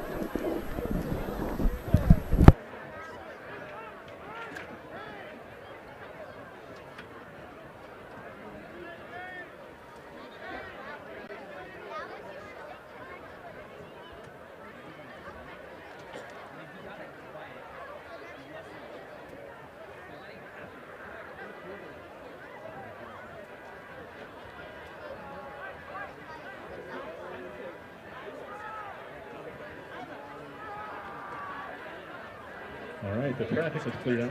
Let's start again. Morgan back. Parents Michael and Heather back. During school, Morgan's been busy with cross country, track, art club, student council, FCA, and best buddies. Her future plans are to attend Central College to study biology while running cross country and track. Morgan back.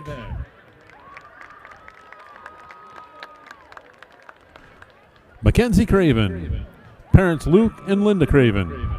In high school, she's been busy with cross country, track, student council, superintendent's cabinet, yearbook, Y-Teen, silver cord. Her future plans are she hopes in the future to attend an undecided college to major in political science. Mackenzie Craven.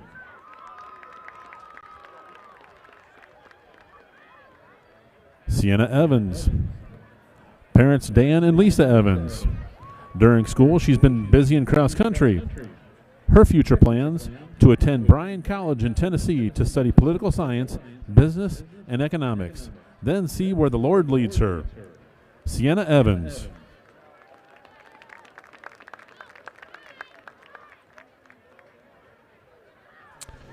Julian Garlich. Parents David and Carrie Garlich. In high school, she's been busy with cross country. Future plans are to attend Concordia University in Nebraska. Julian Garlich.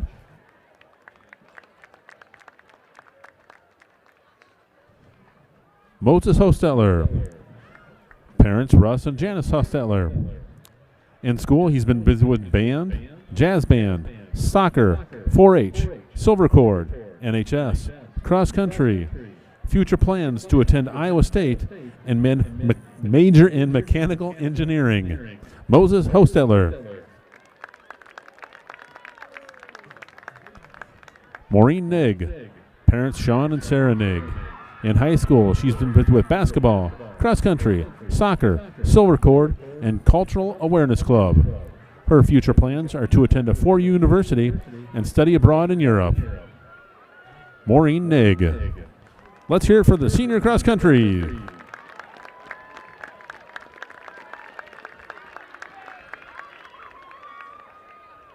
Now we have the senior dance team. Lydia Crittenden, parents Colton Crittenden and Aaron Crittenden. In high school, she's been busy with dance team. Her future plans are to continue dance in college while studying to be a paralegal. Lydia Crittenden.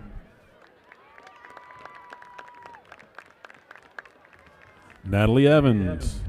Parents Braden Evans, Emily Evans.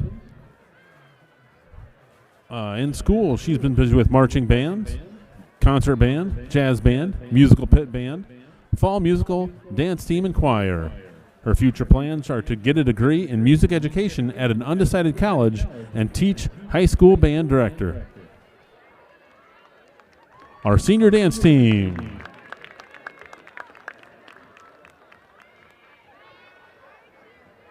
Now we have the senior football cheerleaders.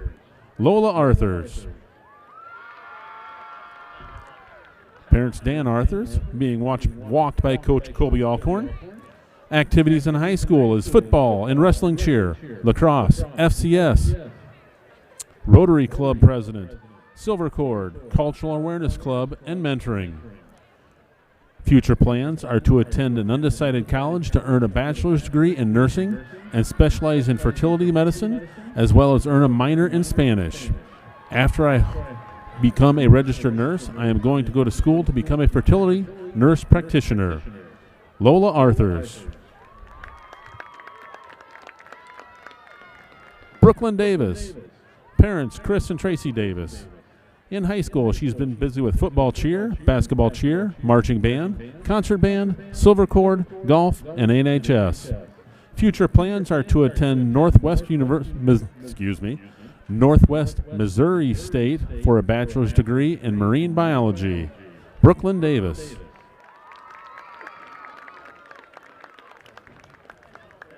Delaney Eccles. Parents Clinton Nicole Eccles. During high school, she's been busy with football cheer, basketball cheer, art club, Husky drama, and choir.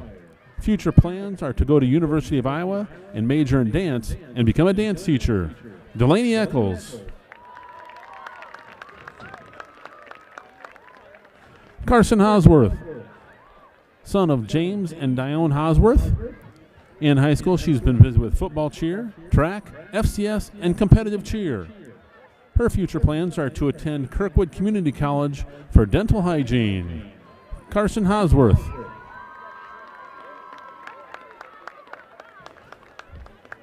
Carly Hofasis. Parents Robert and Christy Hofasis. In high school, she's been busy with trap shooting, football cheer, basketball cheer, competitive cheer, soccer, NHS, and FFA. Future plans to attend Iowa State for animal science and pre-vet med. Carly Hofasis. Let's give another big round for our seniors and all the activities they've been in.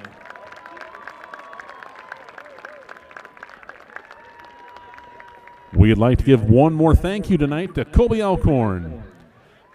We'd like to recognize her as the football cheer. This season marks Colby's final year leading the football cheerleaders, and we want to express our appreciation for 9 years of dedication and hard leadership. Coach Alcorn, thank you for all your hard work, passion, and the hours you've poured in to our cheerleading program and our community. Thank you, Colby Alcorn.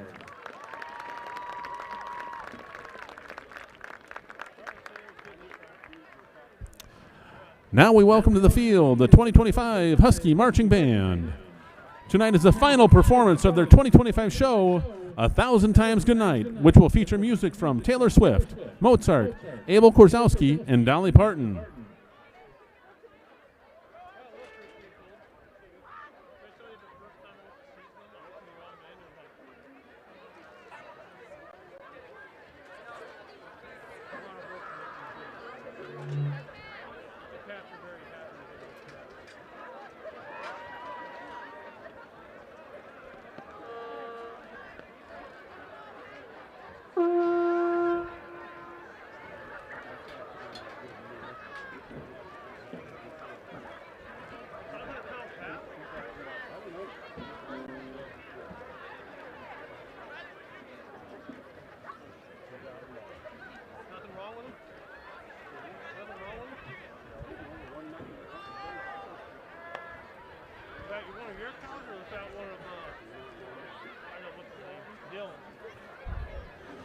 Drum majors Moses Hostetler, Bella Barrett, and Ellie Michelson. Is your band ready?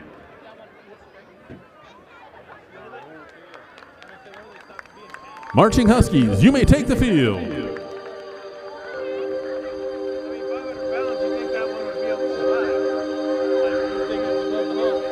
Once upon a time in Verona, two star-crossed hearts met, and the world held its breath.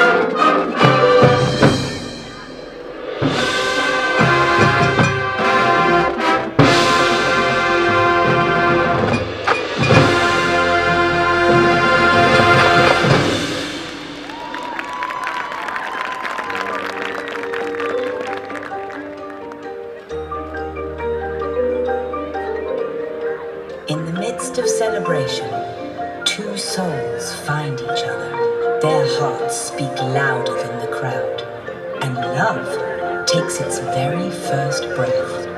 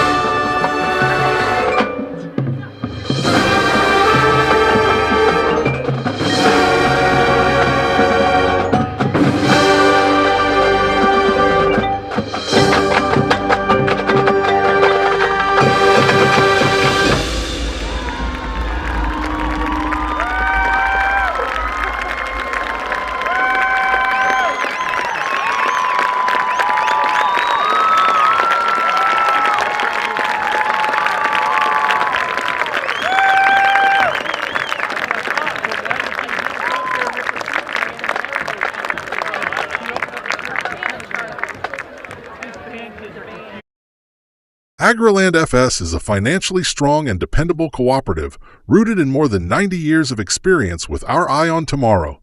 With 28 locations across southern Iowa and northwest Missouri, and from the field to your home and all points in between, you can trust AgriLand to be there when and where you need them.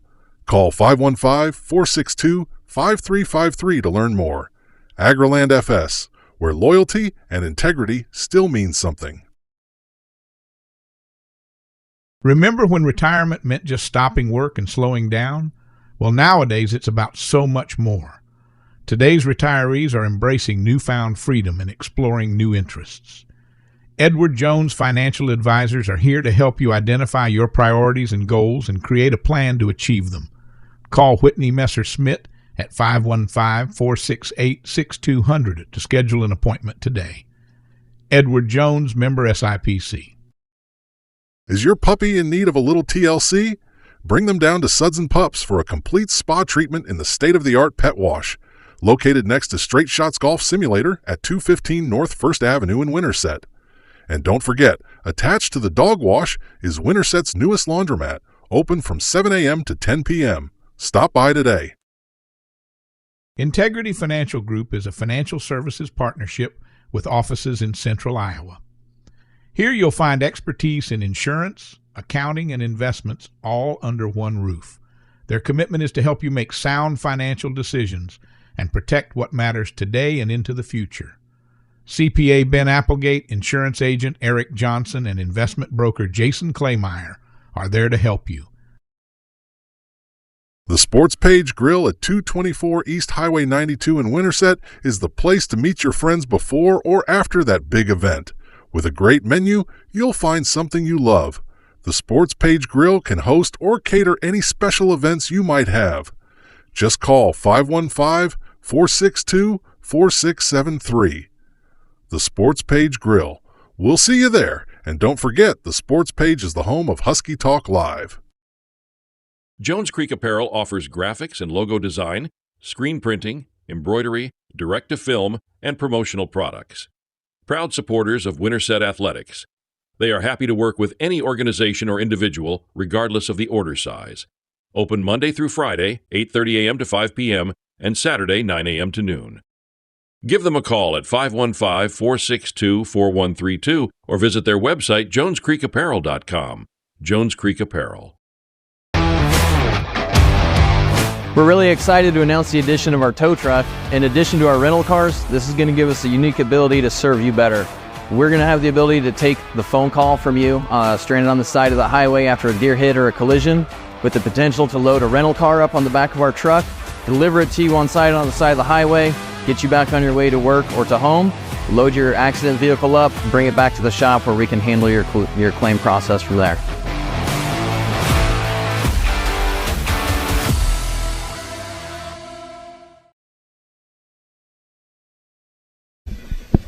We've got about a minute and a half to go before we'll kick off here in our second half. Your score 14-6 in favor of Des Moines Christian. Evan Wessling alongside Jack Keller here tonight. And, we close off the first half, and I'm going to start the second half in the same way. Winterset probably feels like they're very fortunate that this is a one-score ball game.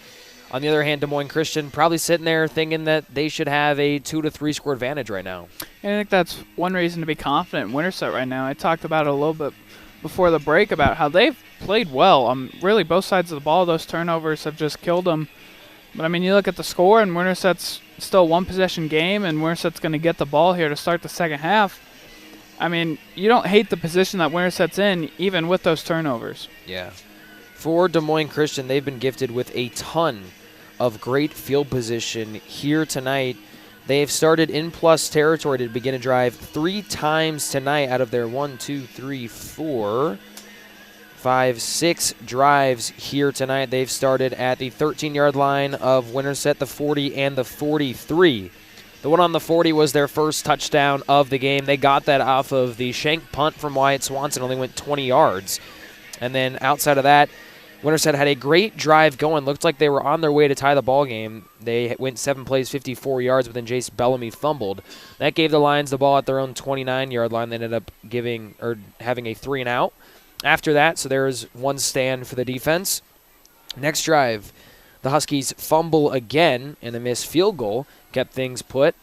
And then for a third consecutive drive, Winterset fumbled again, and that time Des Moines Christian was able to punch it in to make it 14-6. But the big play, Des Moines Christian was at the 4-yard line, 3rd and goal, intercepted by Ben Porter, and that's why we're still at a 14-6 ball game in favor of Des Moines Christian. That one going to be fielded, and a nice return up past the 40-yard line. Yeah, some good field position here to start for Winterset, as they have desperately needed just kind of a little bit of a spark and just a way for them to feel good about their ensuing offensive drive. And right here, after what I saw in that drive that they had to start at DMC's 40, and they kind of just marched the ball down the field, I mean, you can use some of this passing game a little bit more than they have in the past weeks and earlier in the first half. Does look like you're going to get a passing play, as they're going to have 3 receivers here. Weeks and Little, 2 of the 3 on the near side. Also saw McDonald in on the far side. It is Cook, and he dumps it down, but a drop there on first down. So Winterset has had a couple of opportunities that they've tried to get drives going through the air. You had that one, it looked like it was going to be explosive for Drake McDonald. He dropped it, and then there's a drop there that would have been about 4 to 5 yards on first down. And it'll be 2nd and 10 for the Huskies at their own 42. Yeah, passing the ball on first down with such a good rushing offense is always going to be kind of a bit of a risk with what you're giving up when you can run the ball. But right there, it looked like he had a receiver open, just couldn't complete it. Porter bouncing around. Couple flags thrown, so likely something on the tackle, more than likely. I believe it was Kyle Friend in there on the stop. We'll see what the call is. It looks like it's going to be a face mask against the Lions. Yeah, it's huge, as Winterset was going to be staring down the barrel of a 3rd and 11, 3rd and 10, 3rd and 11, as they get bailed out there by face mask. Face mask, well, that's going to keep the chains moving, and I mean, whatever works for Winterset at this point. It sounds like it was against Kyle Friend. 43 tackles on the season for the senior, one of the outside linebackers. And on that opening, or the lone touchdown drive, I should say, for Winterset, they were aided by something was just chucked clear to the Winterset bench. Not sure what it was, but here's Porter still on his feet, and he's taken down inside the 25. Yeah, big run right there by Ben Porter. It's just really good blocking up front. Porter had a big hole to run through, and now Winterset is really starting to move the ball again, and it's through their rushing attack as Porter's coming out, and here comes Wyatt Swanson and Jace Bellamy. Yeah, but going back to what I was saying before, I don't know what was chucked to the Husky sideline, but something. It was the tee from the kickoff that got chucked to Winterset. So we hear that it was Des Moines Christian's tee that got chucked to Winterset's side. I guess that's all. Kyle Friend couldn't get it to his side, so it went to Winterset. Regardless, though, the touchdown drive for Winterset, they had the face mask on the big return from Swansea, got out to the 45. First play from scrimmage, Carson Cook scrambles for 10 yards, late hit out of bounds, another 15-yard penalty. So 30 penalty yards on that touchdown drive for Winterset, and now another 15 given up from Des Moines Christian. They have not helped themselves in trying to keep this Winterset offense at bay. It's play action. McDonald's open, and he gets him this time. McDonald stops on a dime, and he's in the end zone.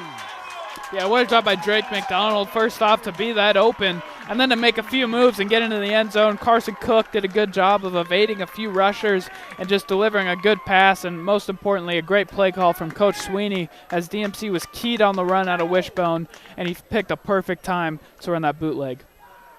It's Cook to McDonald for 23 yards and a Husky touchdown.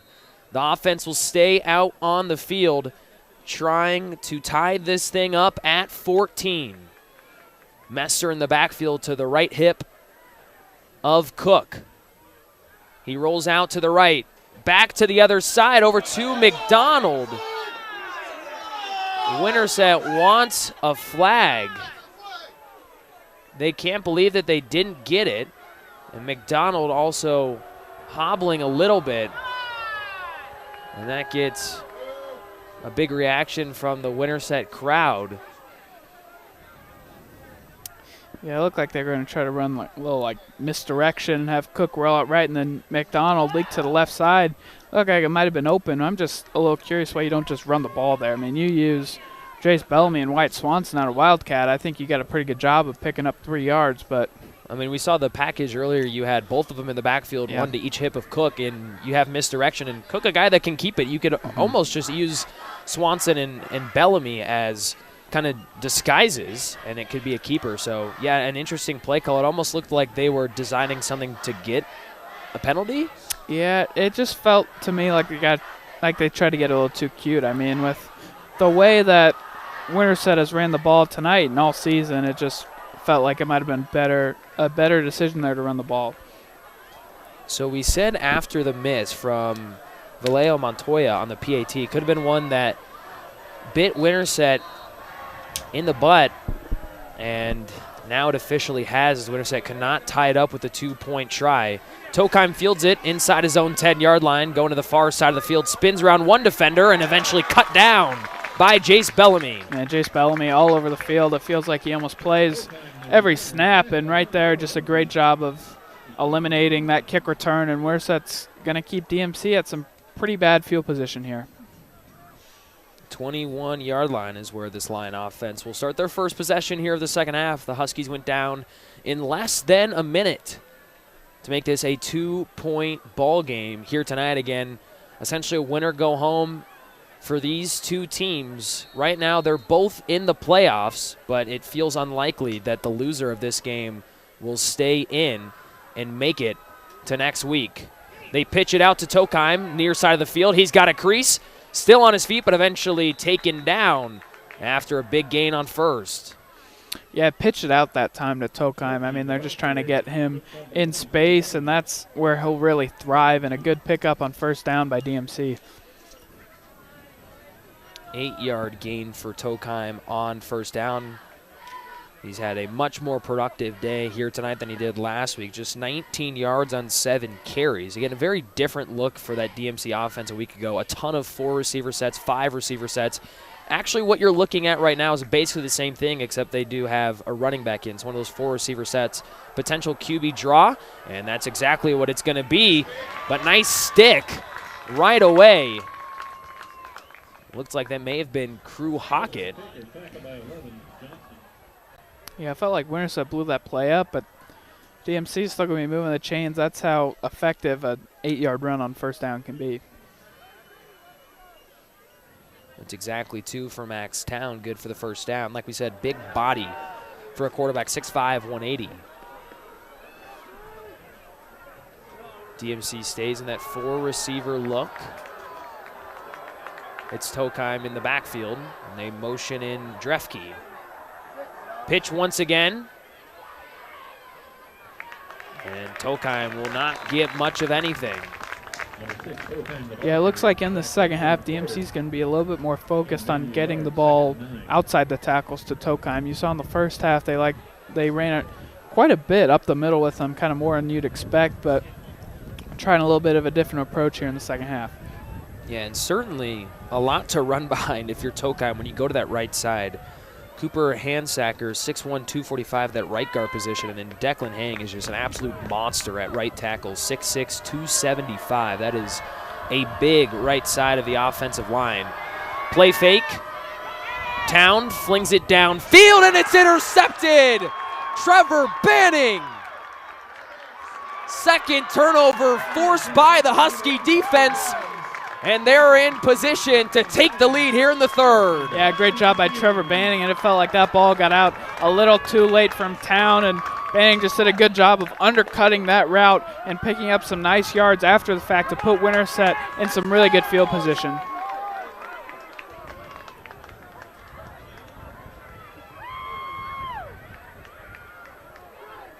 Winterset to start from the 35-yard line of DMC. The best starting field position here tonight for the Huskies, who are trying to get out in front for the first time here tonight. It's going to be Wyatt Swanson to take the snap. They loop it back around to Bellamy. Some trickery, but not a big gain for the Huskies there on first down. Bellamy gets about 1. I wonder if that play might have been going for Carson Cook on a if they wanted to throw the ball to him down the field, but just nothing there, as Bellamy could have thrown it if he wanted to, but Cook was just getting kind of blocked down the field, and Bellamy's coming off a little gingerly now. Bellamy, the best defensive player for Winterset. They obviously use him a lot on offense as well, so we'll keep an eye on 24 in black. Play action once again. Cook scanning. He's got a man. It's Weeks. Can he find him? Yes, he can! The reach to the end zone. Did he get in? Yes, he did! And the Huskies are in front for the first time tonight. Oh, man, what a throw from Carson Cook, rolling to his right, and he put it in a perfect spot for Daxon Weeks, who was wide open down the field, and he did a good job of staying in bounds and reaching across the pylon for the Winterset touchdown. A 34-yard completion to Daxon Weeks. And it's 18-14. Winterset in front. And it looks like it's going to be a 2-point try here for the Huskies once again to try and make it a 2-point ball game. They motion Gurwell back out. Cook in some trouble, just flings it, and he got it to Gurwell, but he was unable to haul it in. So another unsuccessful 2-point try for the Huskies, and we'll stay put at 18-14. But more importantly, Jack, Winterset in front for the first time here tonight. Yeah, it looked like Gurwell was open and kind of had the ball in his hands. That's obviously not an easy catch, and I'll go back to what I said on the first 2-point conversion that they tried. I think running the ball is your best option there. And once again, they go play action, try to get Gurwell on a little whip route. I don't know. Obviously, a great drive from Winterset, and we've seen twice tonight that play action has really helped Winterset. That was something that I talked about pregame about that could be a key in this game, and they've got 2 touchdowns tonight on play action. Run setting up the pass. The Huskies have put up 14 unanswered here tonight after going down 14-0. And now find themselves in the driver's seat. Still plenty of football left to be played here tonight. Believe it or not, only 4 minutes have come off the clock here in the third. But the Huskies have scored 12 since coming back from half. And they have 3 touchdowns here tonight. A unsuccessful PAT from Vallejo Montoya after the first touchdown has led Winterset to 2 straight 2-point attempts. They haven't got either. So 6 points off the touchdowns for all 3 of them, and it's 18-14. Trouble initially fielding it on that far side. Number 13 for DMC. He did get it back, no trouble. And the Lions look like they're going to start from their own 32. And now the question becomes, for DMC, a couple of very costly turnovers from their quarterback, Max Town. How much do you give him the opportunity to even throw the football now? Yeah, both times we've seen it. Well, that last one was down the field, and that first one was in the red zone. So he has done a good job at those short passes, but not down the field. Tokheim eventually taken down. Bellamy from behind, chopped down in front by Gurwell. Nice combo tackle by numbers 5 and 24 in black. Tokheim gets 5 on first down. Yeah, like you said, a good job by Bellamy and Gurwell there to wrap up Tokheim. It looked like he might have had a crease to break that one for a big gain. And back into that 22 personnel look for DMC. Running back, fullback, 2 receivers, and a tight end. Speed option, but it's going to be kept by Town. Working his way towards a first down. And he should have enough for the first. Looks like he got about 6.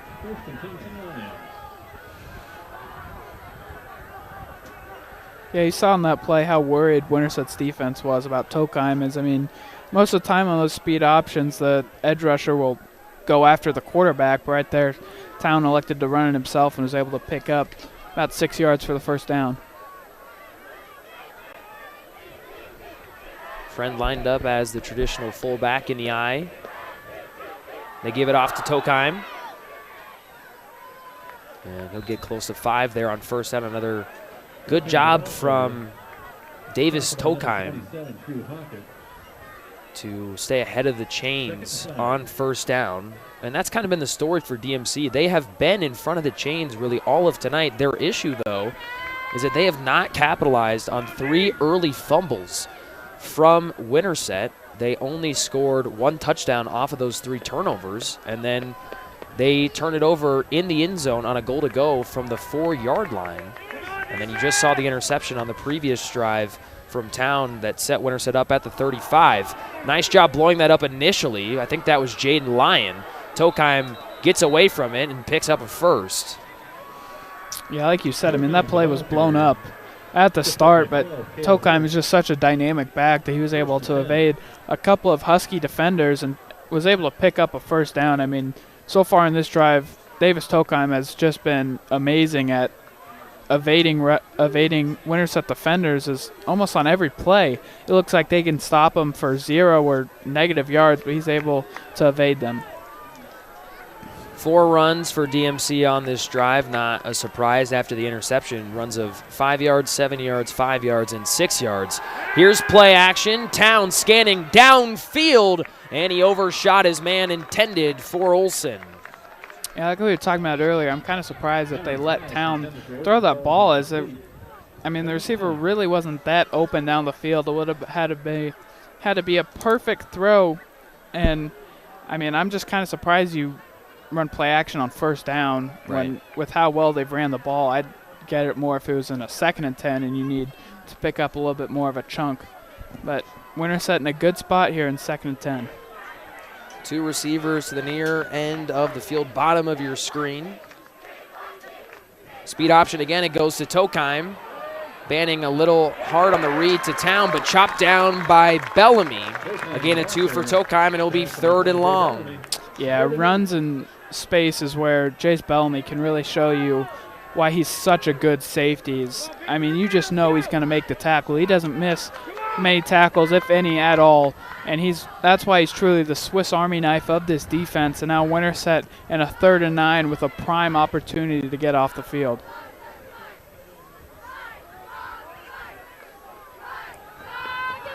We'll see if guys like Zach Cloak and Jaden Lyon can get home here on 3rd and 9. Empty backfield for Town. 5 receivers. He's looking. There's a flag in the backfield. Could be coming back. Town's going to take off. And eventually taken down by a pack of Huskies. But imagine a holding, and one that Coach Swinney probably is going to accept and make this a 3rd and 19. Oh, actually a face mask. So that is a 15-yard penalty, and DMC will be going way back here on 3rd and 9. I don't know if that's going to be added on to the end of the run or if that's something where it's still going to be 3rd down. I think that's the discussion right now. They currently have the spot at the 40-yard line of Winterset after what would be a 4-yard gain from Town on the scramble. Going to get a ruling here shortly. Because on a traditional face mask, the play would count, and then it's added on to the end of the play. But an offensive lineman face mask before the play happens, it's very odd. That flag was thrown very quick. It was before Town had even left the pocket. Regardless, DMC is going to be backing up. I think the question would be, does the down count and then you lose 15 from the spot at the 40 and it'd be 4th down, or does the scramble not count? We're going to get a ruling here momentarily.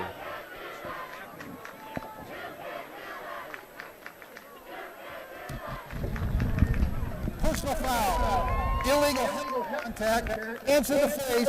50.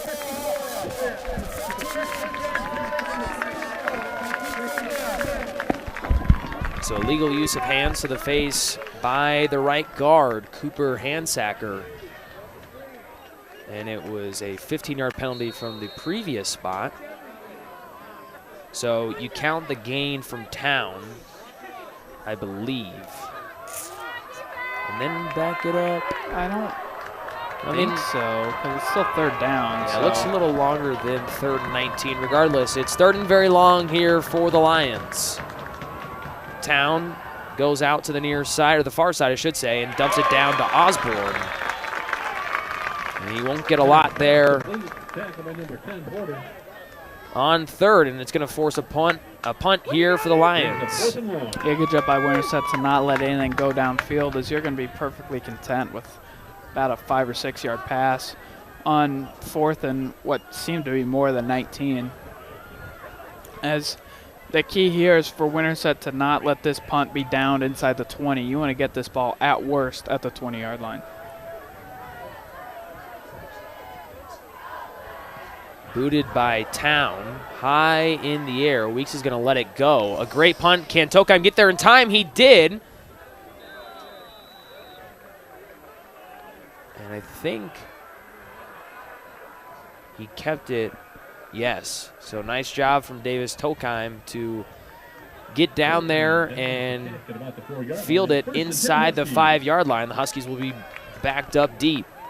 Yeah, just a beautiful punt there. I mean, there's not a lot you can do if you're Dax and Weeks when the punt's going to land at like the 5-yard line. You're going to take that every day of the week, but DMC got a good bounce. Now Winterset's way backed up.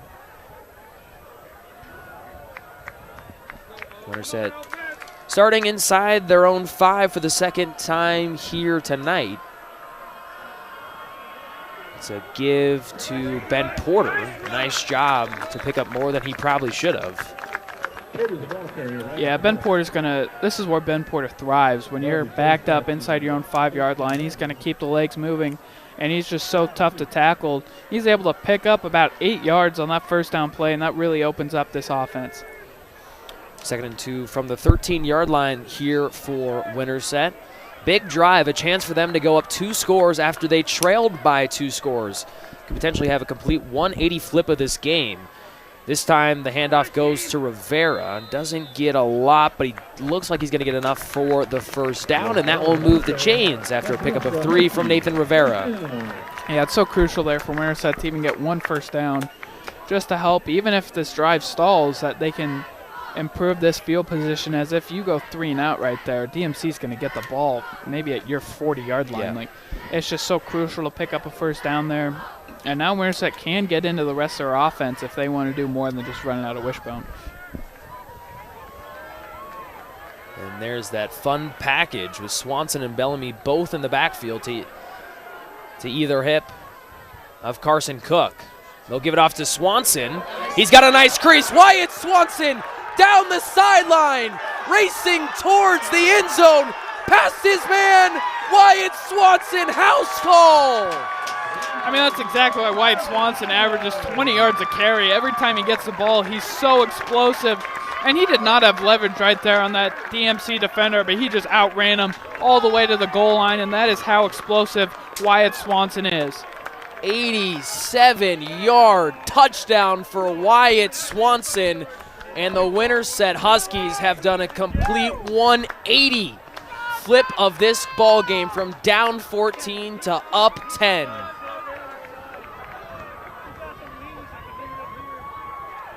$96-yard drive for the Huskies in 3 plays off the explosive run from Wyatt Swanson.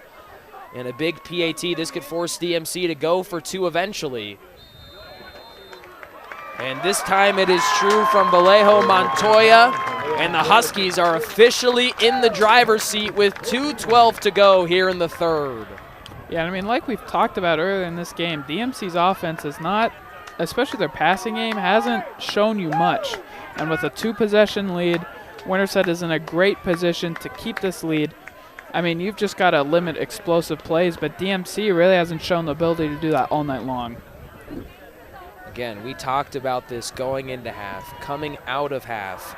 It felt like this Des Moines Christian team had their opportunities early in the football game, to put Winterset away before halftime. 3 fumbles on back-to-back-to-back drives from the Huskies, and it was only 7 points that Des Moines Christian was able to muster out of those 3 turnovers.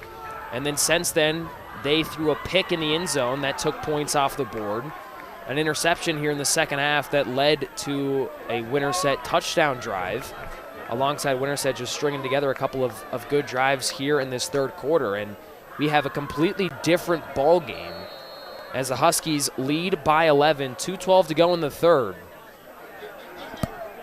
That one just dies, but goes out of bounds before Bellamy's able to get it. So an illegal kick out of bounds should move it up to the 35-yard line here for DMC, where they'll start this drive, and it's a very pivotal one. And, you know, Jack, I mean, with this team down by 11, they've got 14 minutes and 12 seconds left of football, potentially for the rest of their season. Can they afford to run the football?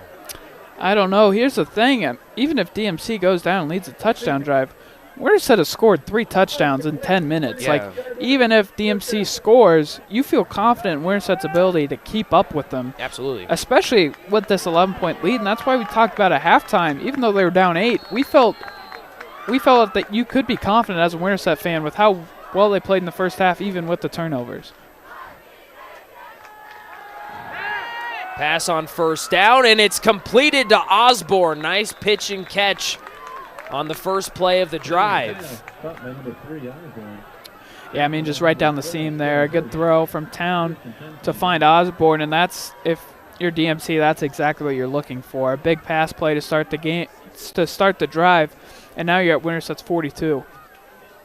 23-yard gain on the first play of scrimmage here on this big drive for the Lions. Osborne with back-to-back catches, had one on that third and very long. Now he picks up 23 more. There's that speed option. It goes back to Tokheim. Gets over top of a man and eventually taken down.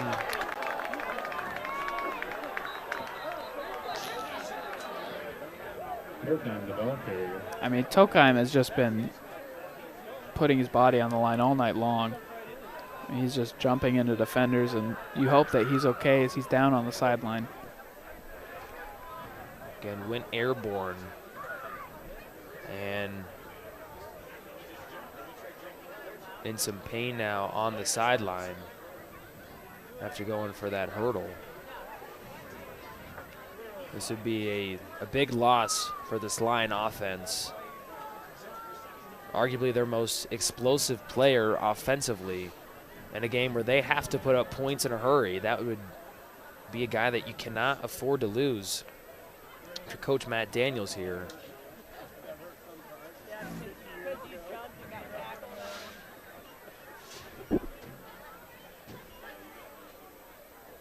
Good sign is that Tokheim is at least sitting up now, off of his back.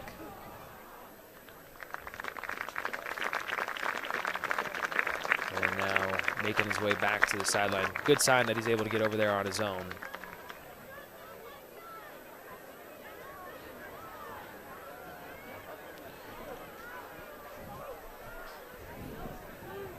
He picks up 8 there on first down. So when we come back, 2nd and 2 here from the 34-yard line of the Huskies. DMC probably in a must-score situation here.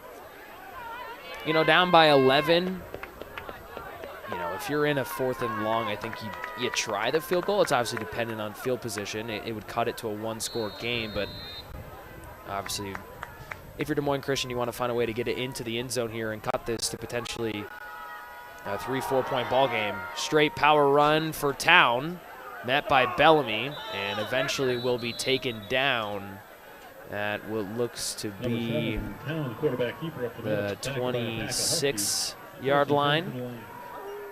He'll get 8. So you have a 23-yard completion and now back-to-back 8-yard gains on the ground. First carry from Tokheim, then one from Town. It'll be interesting to see how their offense works if Tokheim is out for any extended period, as like on that last play, they're probably going to lean on Town for most of their rushing game. Now a flag. And it's going to be a false start on Des Moines Christian.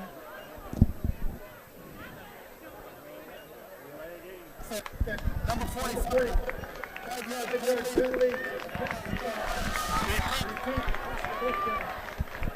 False start charge to the tight end Miles Trenkamp. He was on at the near side of your screen, number 45 in white. Make this a little harder for the Lions here on this new set of downs. 1st and 15. Again, it's Henry Gorder in the backfield to the left hip of Town with Tokheim on the sideline. Looking for a screen. They're trying to set up something downfield. Now Town still scanning, pump fake, and he's able to get close to that initial line of scrimmage. Maybe got a little bit more than that. 7, the ball carrier, Town. We've seen both teams tonight try to go with a fake screen and shot downfield, and for both teams, I mean, those plays have just gone nowheres. The receiver that DMC was looking to hit down the field on that last play had 2 defenders on him. So a good job by Winterset to diagnose that play, but Town was able to turn a possible negative into a gain of 5 and getting this set of downs into 2nd and 10.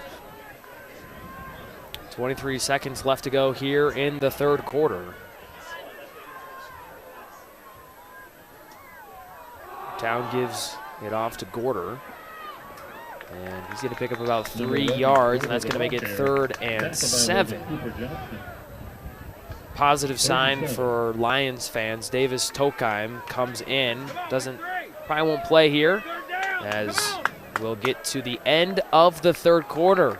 When we come back, it's going to be a big play, 3rd and 7 from the Husky 23-yard line.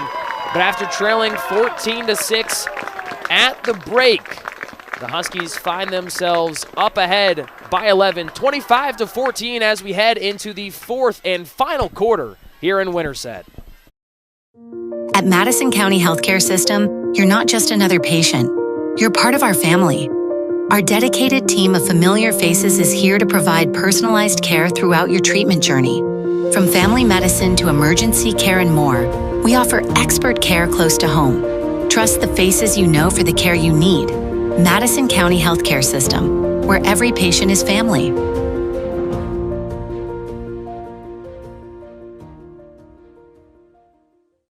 Montross Pharmacy has been offering fast, friendly, and professional service with familiar local faces you can trust since 1921. Locally owned and operated. At Montross, you get quick, reliable answers to your prescription and over-the-counter medication questions. They also have the healthcare supplies you need, as well as a gift shop and soda fountain. Conveniently located on the west side of the historic Winterset Square. Open Monday through Saturday. The 4th and final quarter underway here in Winterset. The Huskies lead by 11. They're going to give it off to Tokheim and met immediately by Zach Cloak. I am a little confused on DMC's decision to just run it right up the middle there. I believe that was like a 3rd and 7. 3rd and 7, just handing the ball off right up the middle. As DMC probably not going to kick a field goal. It'd be about a 40-yarder, and like you said earlier in the broadcast, their kickers long this year is 33. That doesn't seem like a very high percentage field goal. I think they'd be better off just going for it at this point. And they will be doing that. I'm guessing the design or the plan with the run was to go for it on 4th, but they don't get any. Town drops back downfield, a great ball, and what a hit by Bellamy. I think he stopped him short. So a touchdown saving tackle by Jace Bellamy. But a 22-yard completion on 4th and 7 to Tate Olson. And now DMC is a yard away from making this a 1-score game. Hurry up offense. Town's going to keep it himself. Stood up. Did he get in? Yes, he did. And Des Moines Christian answers back. Their first points of the second half. It ends a 25 consecutive point run for the Huskies. Yeah, on that fourth down, that was a throw from Town that we haven't seen all night long. He stepped into it really confident and hit his receiver in stride on a big fourth down. That's exactly what you want to see if you're a DMC fan, because, I mean, they're going to need Town to kind of anchor this offense if they want to win this game. And now this is a big 2-point conversion on whether DMC will need a touchdown to go up.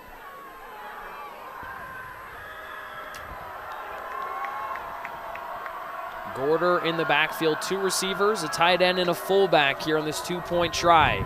They give it off to Gorder, straight up the middle, and it's Johnston stopping them for no gain, and DMC is going to have to score a touchdown at some point here tonight. Big, big stop from this Husky defense. Yeah, great job, like you said, from Cooper Johnson, just blowing up Gorder's run, and I mean, they just ran it right up the gun out of pistol. It kind of reminded me of their third down play where I feel like you're better off giving the ball to Tokheim on the edge there on a 2-point conversion, but Winterset will definitely take it. And even though they gave up the touchdown, they're still in a pretty good position here. It's been a night full of unsuccessful 2-point attempts and combined 0 for 3. The Huskies 0 for 2 and Des Moines Christian now 0 for 1. That's how you've got a funky score of 25-20. I guess the question is this a scoregami here for Iowa high school football? We'll never really know.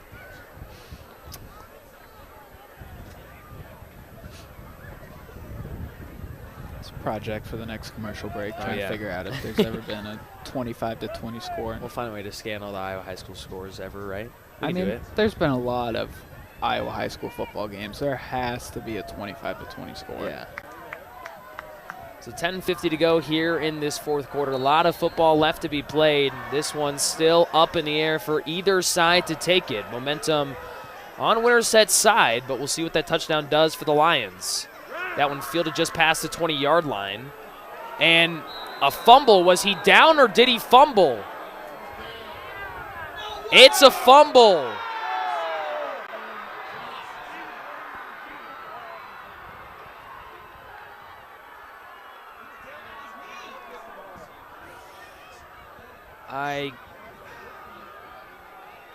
From that replay, it did look like he wasn't down when he got hit.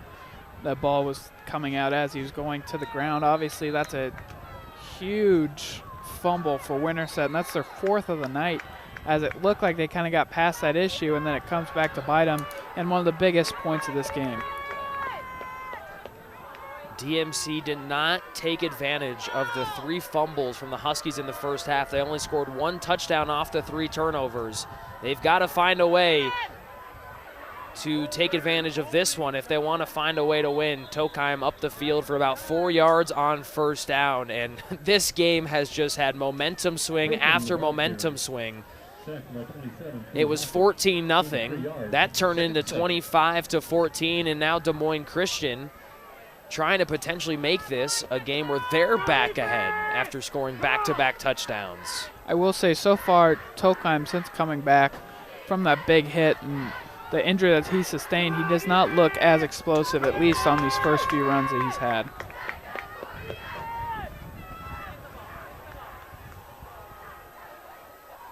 The give goes to Tokheim once again, up the middle, nice hole. And he'll get near the first down.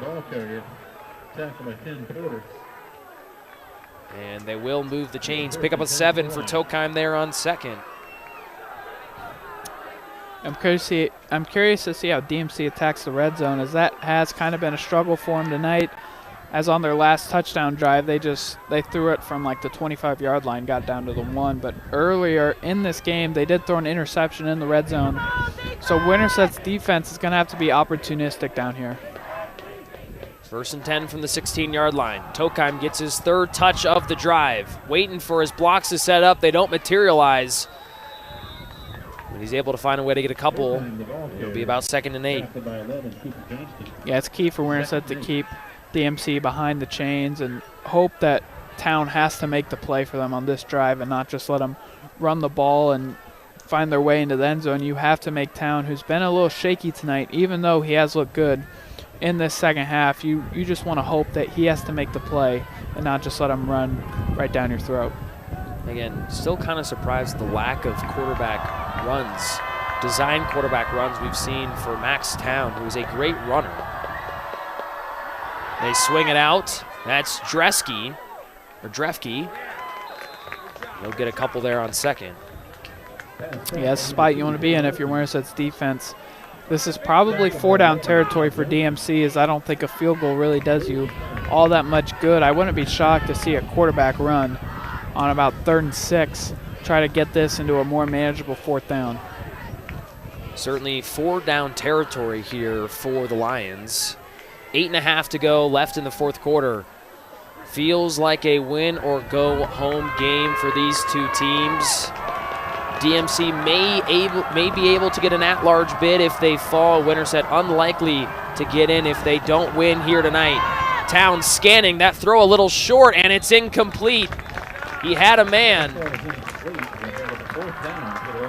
It was Bakey right near the sticks. It falls flat, and we've got a 4th and 6. Yeah, definitely decision time for DMC, but I think that you have to go for it here as a field goal. Even that, I mean, the first field goal that we saw in the game wouldn't lead you to believe that you should have much confidence in their kicker. But I think that you have to go for it here if you're DMC, try to get the touchdown. But Winterset's in a good spot as Town hasn't really been all that consistent when you've needed a play from them tonight. Just 3 seconds left on the play clock, down to 2, down to 1. And timeout called by Coach Daniels. So he had a late substitution. He brought in his 5-receiver look. And those guys, Drefke, Olsen, Osborne, Duheen, and Bakey. He did a late sub. And Town didn't even get out there. They didn't really break the huddle until probably about 8 seconds left on that play clock. And they called a timeout with 1 left. So we'll see what that timeout does. Obviously, it's a very important play. You have to call the timeout. But now Des Moines Christian down to 2 timeouts, and that could be a pivotal thing here in this 4th quarter if it's Winterset trying to run out the clock. But we'll see what happens. On the last drive, 4th down and 4 was converted. Town to Olsen, down the seam for 22 yards. That set up what was eventually a Max Town 1-yard touchdown run on the ensuing play. We'll see if Des Moines Christian can find a way to convert on another 4th down here on consecutive drives. Again, 5-receiver set. 3 to the bottom of your screen, 2 to the top. Town looking over the middle, and it's batted down and incomplete. Yeah, Town just had nowhere to go with that ball. I'm kind of surprised that he threw it as early as he did because there was no pass rush from Winterset, and that was designed to make sure that Town had to make a play there. They dropped, I think, probably 9 in coverage there. Looks like they dropped 8 and just nowhere to go for Town as Winterset's going to get this ball back. So another time tonight where Des Moines Christian cannot capitalize on the Husky miscues. They have had 4 fumbles here tonight, but Des Moines Christian has only scored points off of 1 of the 4 fumbles, and that is really the difference here tonight. On the flip side, Winterset has caused 2 turnovers. 1 took points off the board as they got an interception in the end zone and then just ran out the clock to end the first half. The other one was here in the 3rd quarter, picked off by Banning. It set up the offense at the 35-yard line, and they scored in 2 plays. That was the touchdown that put Winterset in front for the first time tonight, as it was Daxon Weeks who found himself in the end zone on a 34-yard gain. So 8:06 left to play. Again, still plenty of time with Des Moines Christian, but, I mean, you have to imagine that sideline is just beating themselves at this point. They've had a ton of opportunities to be in front here today. Yeah, I mean, they've got another pretty good opportunity with Winterset backed up. If you're DMC, you want to get a quick 3 and out and get this ball right back. There is that package with Swanson and Bellamy. It goes to Swanson once again, and then this time kept to a much more minimal game than what we saw in the last time. The previous run was an 87-yard touchdown run that eventually made it 25-14. Swanson credited with a gain of 2. They're on first. I think if you go with that same package and instead hand the ball off to Bellamy with how much damage Swanson has done tonight, they might not be looking to Bellamy as much, and obviously he's no slouch running the ball either. I think that you can get an explosive run out of him. Man in motion is Little. Here's Porter. And he'll get probably about 3 yards there on second, and it'll be 3rd and medium, 3rd and 4, 3rd and 5 territory. So there's situations where they've used Wyatt Swanson out of Wildcat or Jace Bellamy, either or. They give Ben Porter 4 yards there on first down, or second down, I apologize. So 3rd and 4 from their own 18. Winterset trying to hold on to the football, milk as much clock as they can. It's a play fake, and now it's a screen to Porter. A nice play design. Can he get past his tackler? He can, inching forward, and it's a first down for Ben Porter. Great play design from the Huskies. Yeah, like you said, I really like the fake, and they're faking Cook rolling out to the right, and then you throw it back to Ben Porter, but he still had to break a tackle, and that's exactly what he did to give Winterset this first down and to keep this drive going. That's going to allow Winterset to eat a good chunk of time getting a first down, and here they are in Wishbone. A new set of downs from the 26-yard line. The give is to Ben Porter, and a nice run, a big run. 10 yards for Porter on first down. He can move the sticks once again. Yeah, this is the time of the game where Ben Porter needs to dominate. Just slowly march down the field. I think even a bigger run might hurt Winterset in the because you wouldn't have as many chances at getting first downs. Yeah, it would take off less time than right. just slowly going down the field, and that's exactly why you have Ben Porter as your lead back. We're now at the halfway point of this fourth quarter. 6 minutes left to play. I formation here for the Huskies, something they don't do a lot of. Handoff is to Porter once again. Sheds one tackle, still alive. And past the 40-yard line, another big gain from Ben Porter. Yeah, I mean, Ben Porter, what else can you say? And also, this offensive line has been great all night long at giving, whether it's Wyatt Swanson, Jace Bellamy, or Ben Porter, lanes to run. 24-yard carry for Ben Porter. There is a Lion down on the field, Tate Olson, their star corner. On the ground and being looked at. Winterset will have the ball from the 39-yard line of DMC here coming up shortly, and this has been the Ben Porter drive. You know, Jack, you've teed it up all game long. When you get into this type of game where you need to run the football and you want to win the game, you give it to your bell cow back.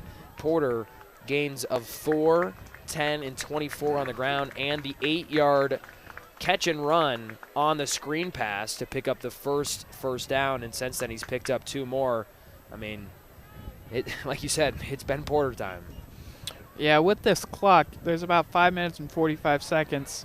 But this clock does not become a factor at all if Winterset can put this ball in the end zone. If they put the ball in the end zone, it's going to be basically game over. DMC would have to mount an insane comeback at that point. So I mean, your goal one here is to get the ball in the end zone, and then you worry about the clock later. Yeah.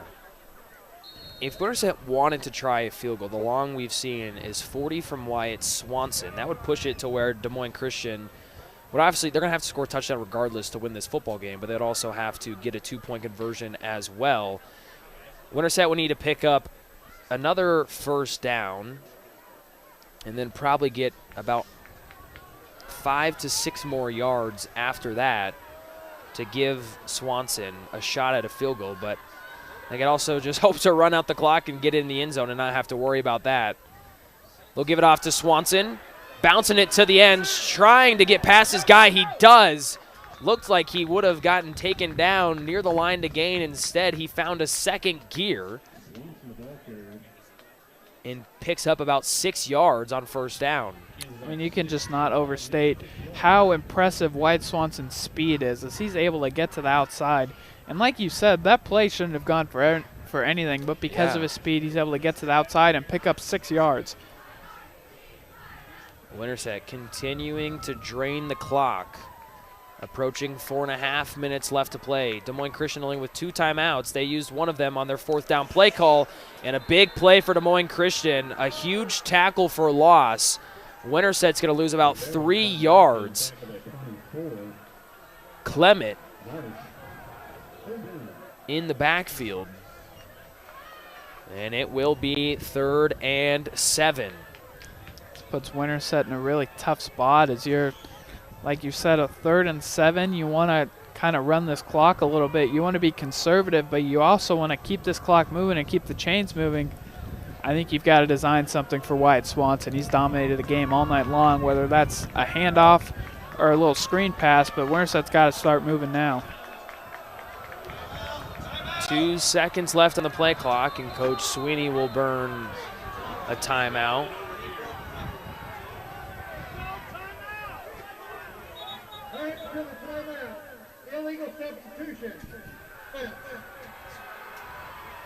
Illegal substitution on Winterset prior to a potential delay game and the timeout. So I don't think Winterset, they do not use the timeout, so they'll keep all 3. But more importantly, this is now going to be a 3rd and 12. This was 2nd and 4. That turns into a 3rd and 7 after a 3-yard tackle for loss. And now an illegal substitution makes it 3rd down and 12 from just outside the 40-yard line of Des Moines Christian. And now Winterset's going to have a 3-receiver set, 1 tight end, Rivera in the backfield. Cook likely to throw here on 3rd and 12. He drops back. It's a screen to Swanson. Got past one man, and he's going to pick up the first down. Man, Wyatt Swanson all night long has just been the guy for Winterset on offense, and right there, just a tunnel screen to him, and you can just see the speed. I mean, it's insane how quickly he's able to get up and pick up a first down when I'm sure DMC knew the ball was going to go to him. Up ahead to the 27-yard line, 14 yards when they needed 12. And more importantly, more clock will continue to come off. 3 minutes left to play here in Winterset. The Huskies inching closer and closer to a playoff berth. They give it off to Rivera. A good run on first down, and he'll move the chains once again. Yeah, it's more dominance from this offensive line. And Nathan Rivera's really provided a nice spark tonight. It's when he has gotten the ball, he's so elusive as Winterset just continuing to move these chains. And like I said earlier, if you score a touchdown, the clock doesn't matter. 11 yards for Nathan Rivera. Approaching 2.5 left to play. And Des Moines Christian only with 2 timeouts left. And I would imagine starting on this set of downs, they'll have to start burning them. It'll be I formation with Rivera as the tailback.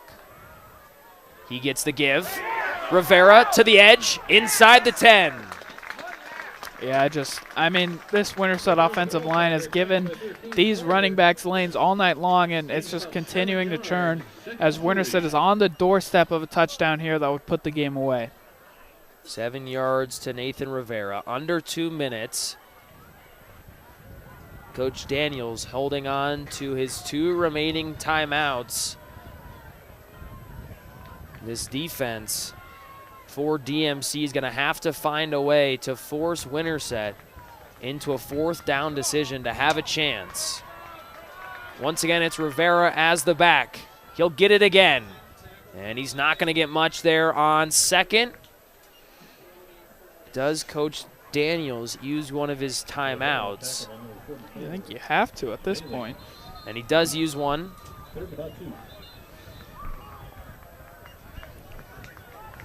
So they'll give Rivera a yard. And it's going to be 3rd down and 2. This situation, this has been prime Wildcat. All year long, Coach Sweeney has trusted Jace Bellamy to go out of Wildcat. Maybe it's Wyatt Swanson tonight. But the way that this offense works, their best chance to pick up 2 yards is with either Jace Bellamy or Wyatt Swanson at quarterback and running power. That's how it's been all year long. I'd be shocked if that's what this wasn't on this 3rd and 2. A minute 24 left to play here in Winterset. Winterset all but likely makes it into the postseason and potentially wins the district with a win here today. And, you know, if you're the Huskies, you're going to have to think about, if you get a 1st down and you don't get a touchdown, you're going to have to think about scoring, because that point differential is very big for their plus-minus, because that could be the difference in hosting a playoff game or going on the road. The give is Rivera. Trucks the man. And a touchdown. And what a drive from the Huskies. Yeah, this offensive line, and right there, Nathan Rivera just using his might all the way, and he ran a guy over to get that touchdown, and Winterset is putting the exclamation mark on their return to the postseason. It's Nathan Rivera getting the gives down the stretch, delivers a brutal blow, and muscles his way into the end zone to make this a 2-score game with a minute 19 left to play, and that feels like that's all gonna do it here tonight. PAT on the way, and that one will not be good, so it'll be an 11-point lead for Winterset.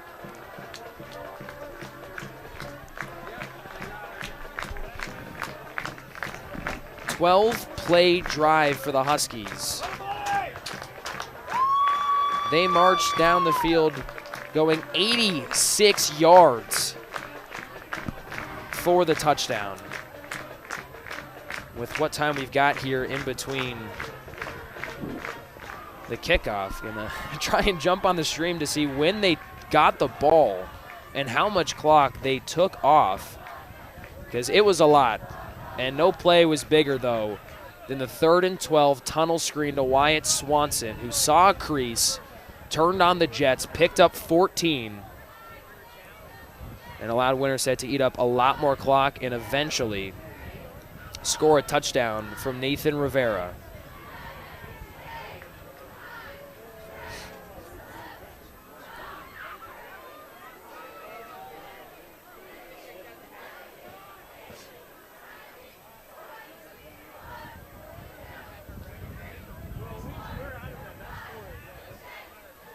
So Winterset got the ball with 8 minutes and 6 seconds remaining in the 4th quarter. They take off nearly 7 minutes. A smash mouth football kind of drive there. And like you said, Jack, an exclamation point from the Huskies. Nice job on special teams. Crew Hockett and Gurwell in for the tackle. DMC going to start just outside of their own 25-yard line, and no doubt here it's air raid time for the Lions, who need a miracle. Yeah, with only one timeout, they could score on this play, and they would still need an onside kick to have a chance. So if you're Winterset, I mean, you're playing as prevent as you can and just keeping them in bounds. And even though the clock will stop on 1st downs, you just want to keep this clock moving and really just make sure that you don't give up anything explosive. Tokheim in the backfield, 4 receivers as the other skill position players. Town looking, he's got plenty of time, floats one downfield, and it's almost intercepted. Jace Bellamy would have had the ultimate exclamation point, frustrated with himself that he didn't haul that one in. He's tied for the most interceptions in Class 3A with 5. He could have taken sole possession of 1st place, but he doesn't get it.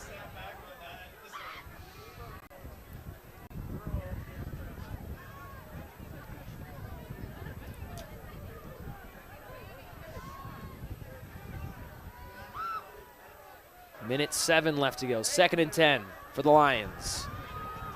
Town rolls out to his left towards the sideline. They get it off to Drefke, who does get out of bounds and stops the clock after a gain of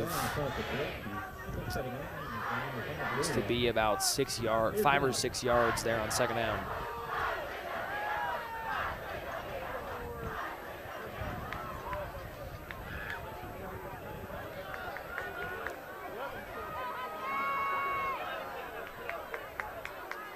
Third down and 5 is what we're going to go with here.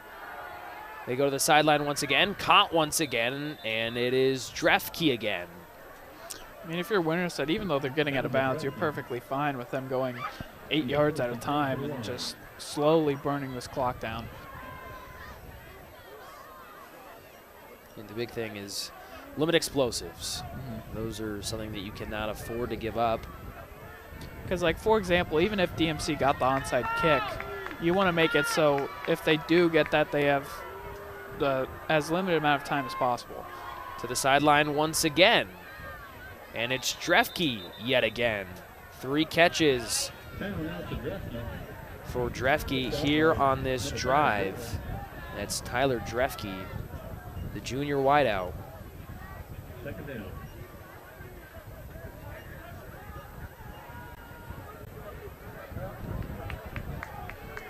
They're going to give him 9 yards there on first down. See, the incompletion that was probably should have been an interception for Jace Bellamy, and it's now turned into 3 straight completions to Tyler Drefke from Max Town. At the 45-yard line, Town climbs the pocket, flag thrown from the backfield, and Town does get to the sideline, stops the clock, but this one will be coming back, a hold on this Des Moines Christian offensive line. Yeah, I mean, I just don't really understand DMC's strategy of slowly going down the field. I mean, you're going to have a huge passing play if you want to even get back in this. But at this point, I mean, if you're Winterset, just let them take their 8-yard gains and just be content with it.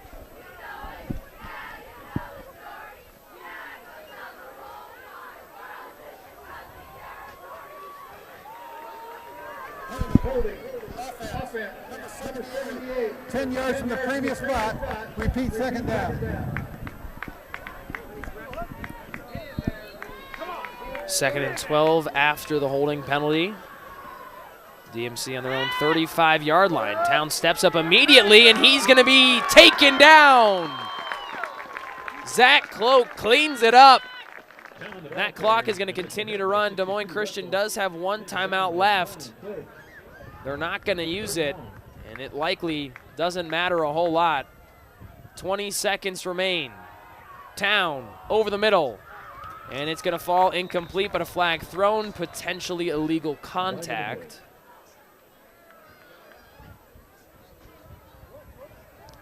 I should clarify, I actually don't know if illegal contact is a penalty in high school football.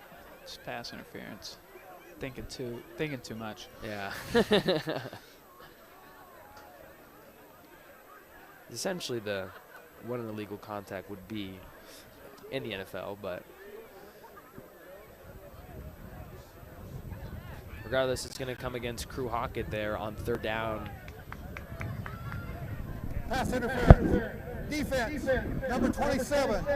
15-yard penalty from the previous spot. Penalty resulting in a first down. An automatic first down.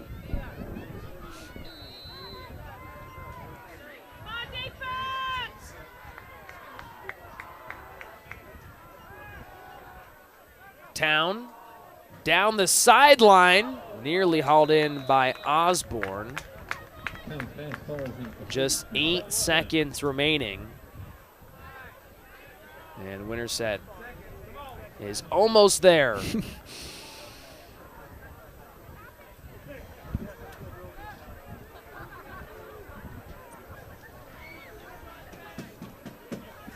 So I think even with Winterset's 11 points, I don't think that Nevada or Williamsburg could score enough. I think actually we're on the same wavelength there. I'm going to try and calculate it to see whether or not Winterset is going to be your district champ here in District 5. I mean, if they had, what did you say, 10.5? Yeah, so we'll get this math figured out here for you guys. It may take me just a sec, but so they were Plus 17.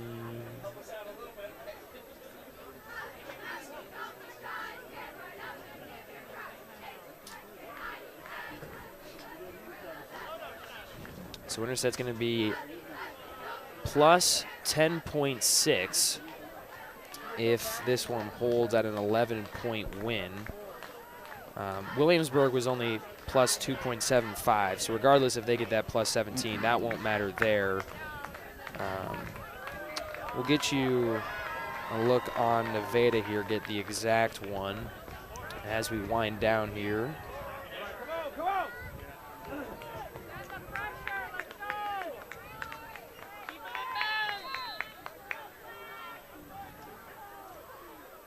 8 seconds to go. They do a quick screen to Bakey, who slips. Des Moines Christian still has a timeout, but they're not going to call it, and that's going to do it. The Winterset Huskies, biggest win of the season, 31-20 over Des Moines Christian. They should punch a ticket, at least one of the two, to the postseason. Trying to figure out if they're the district champ or not, but regardless, a huge win for the Huskies who are going back to the postseason. Yeah, I believe they will be district champions, and they will get a home playoff game next week, and they're returning to the playoffs for the first time since Dawson Forgey led them all the way to the Dome. And, I mean, the momentum that this team has built over the past month has just been relentless, and this rushing attack put the exclamation point on this game for Winterset. Trying to buy a little time for you guys here. That makes Winterset district champ. So the call is in. Winterset is the district champ here in District 5. And yes, Nevada's plus minus is 8.4. Winterset 10.6. So they are your District 5 champions. And man, just can't say enough about this team. They end the season, the regular season. Their season is not done, but they've ended their regular season winning 4 consecutive games. They fell in their district opener to Nevada. They answered with a 56-15 win over Knoxville, 29-0 over Williamsburg, 41-14 over St. Helens, now 31-20 over Des Moines Christian. And just a crazy turn of events for this Winterset Husky football team. But something clicked on October 3rd when they took on the Knoxville Panthers, and they have not looked back since. And they're going to be one of your top 8 teams in terms of the seeding come next week. And we'll wait to see who their opponent is in the playoffs. But just an unbelievable job by the Husky football team here in 2025. Yeah, they'll need, I believe, 2 wins to go back to the Dome. For, like I said, I think first time in 4 years. I mean, just a complete turnaround. Obviously, they did class down, but that really helped Winterset this year, and they rode their rushing attack. And their defense, really, I mean, their defense has stepped up all year long, and they've just rode that over the past 4 weeks to get to this point where they are district champs. On the other side, I should say, for Des Moines Christian, it will now be wait-and-see time for them. This 11-point loss will definitely impact their plus-minus. They were at an even 6 coming into tonight, and they were the first at-large bid in Class 3A with an RPI of number 8. Obviously, that's going to go down a little bit, and they're going to have to wait and see if their season will continue beyond tonight or if they're done. But I think that's all we've got tonight, Jack. Any final words from you?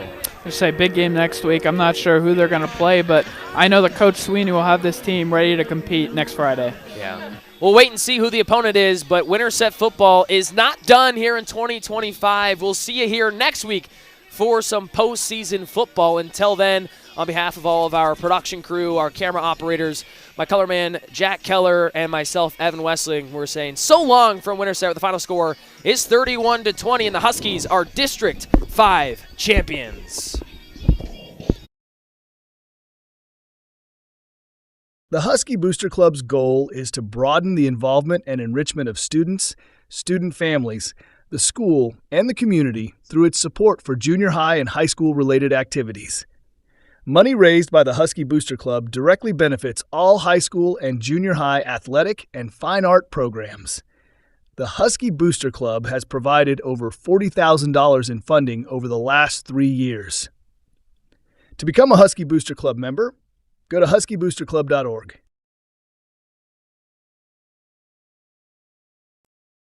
The Sports Page Grill at 224 East Highway 92 in Winterset is the place to meet your friends before or after that big event. With a great menu, you'll find something you love. The Sports Page Grill can host or cater any special events you might have. Just call 515-462-4673. The Sports Page Grill. We'll see you there, and don't forget the Sports Page is the home of Husky Talk Live. Montross Pharmacy has been offering fast, friendly, and professional service with familiar local faces you can trust since 1921. Locally owned and operated. At Montross, you get quick, reliable answers to your prescription and over-the-counter medication questions.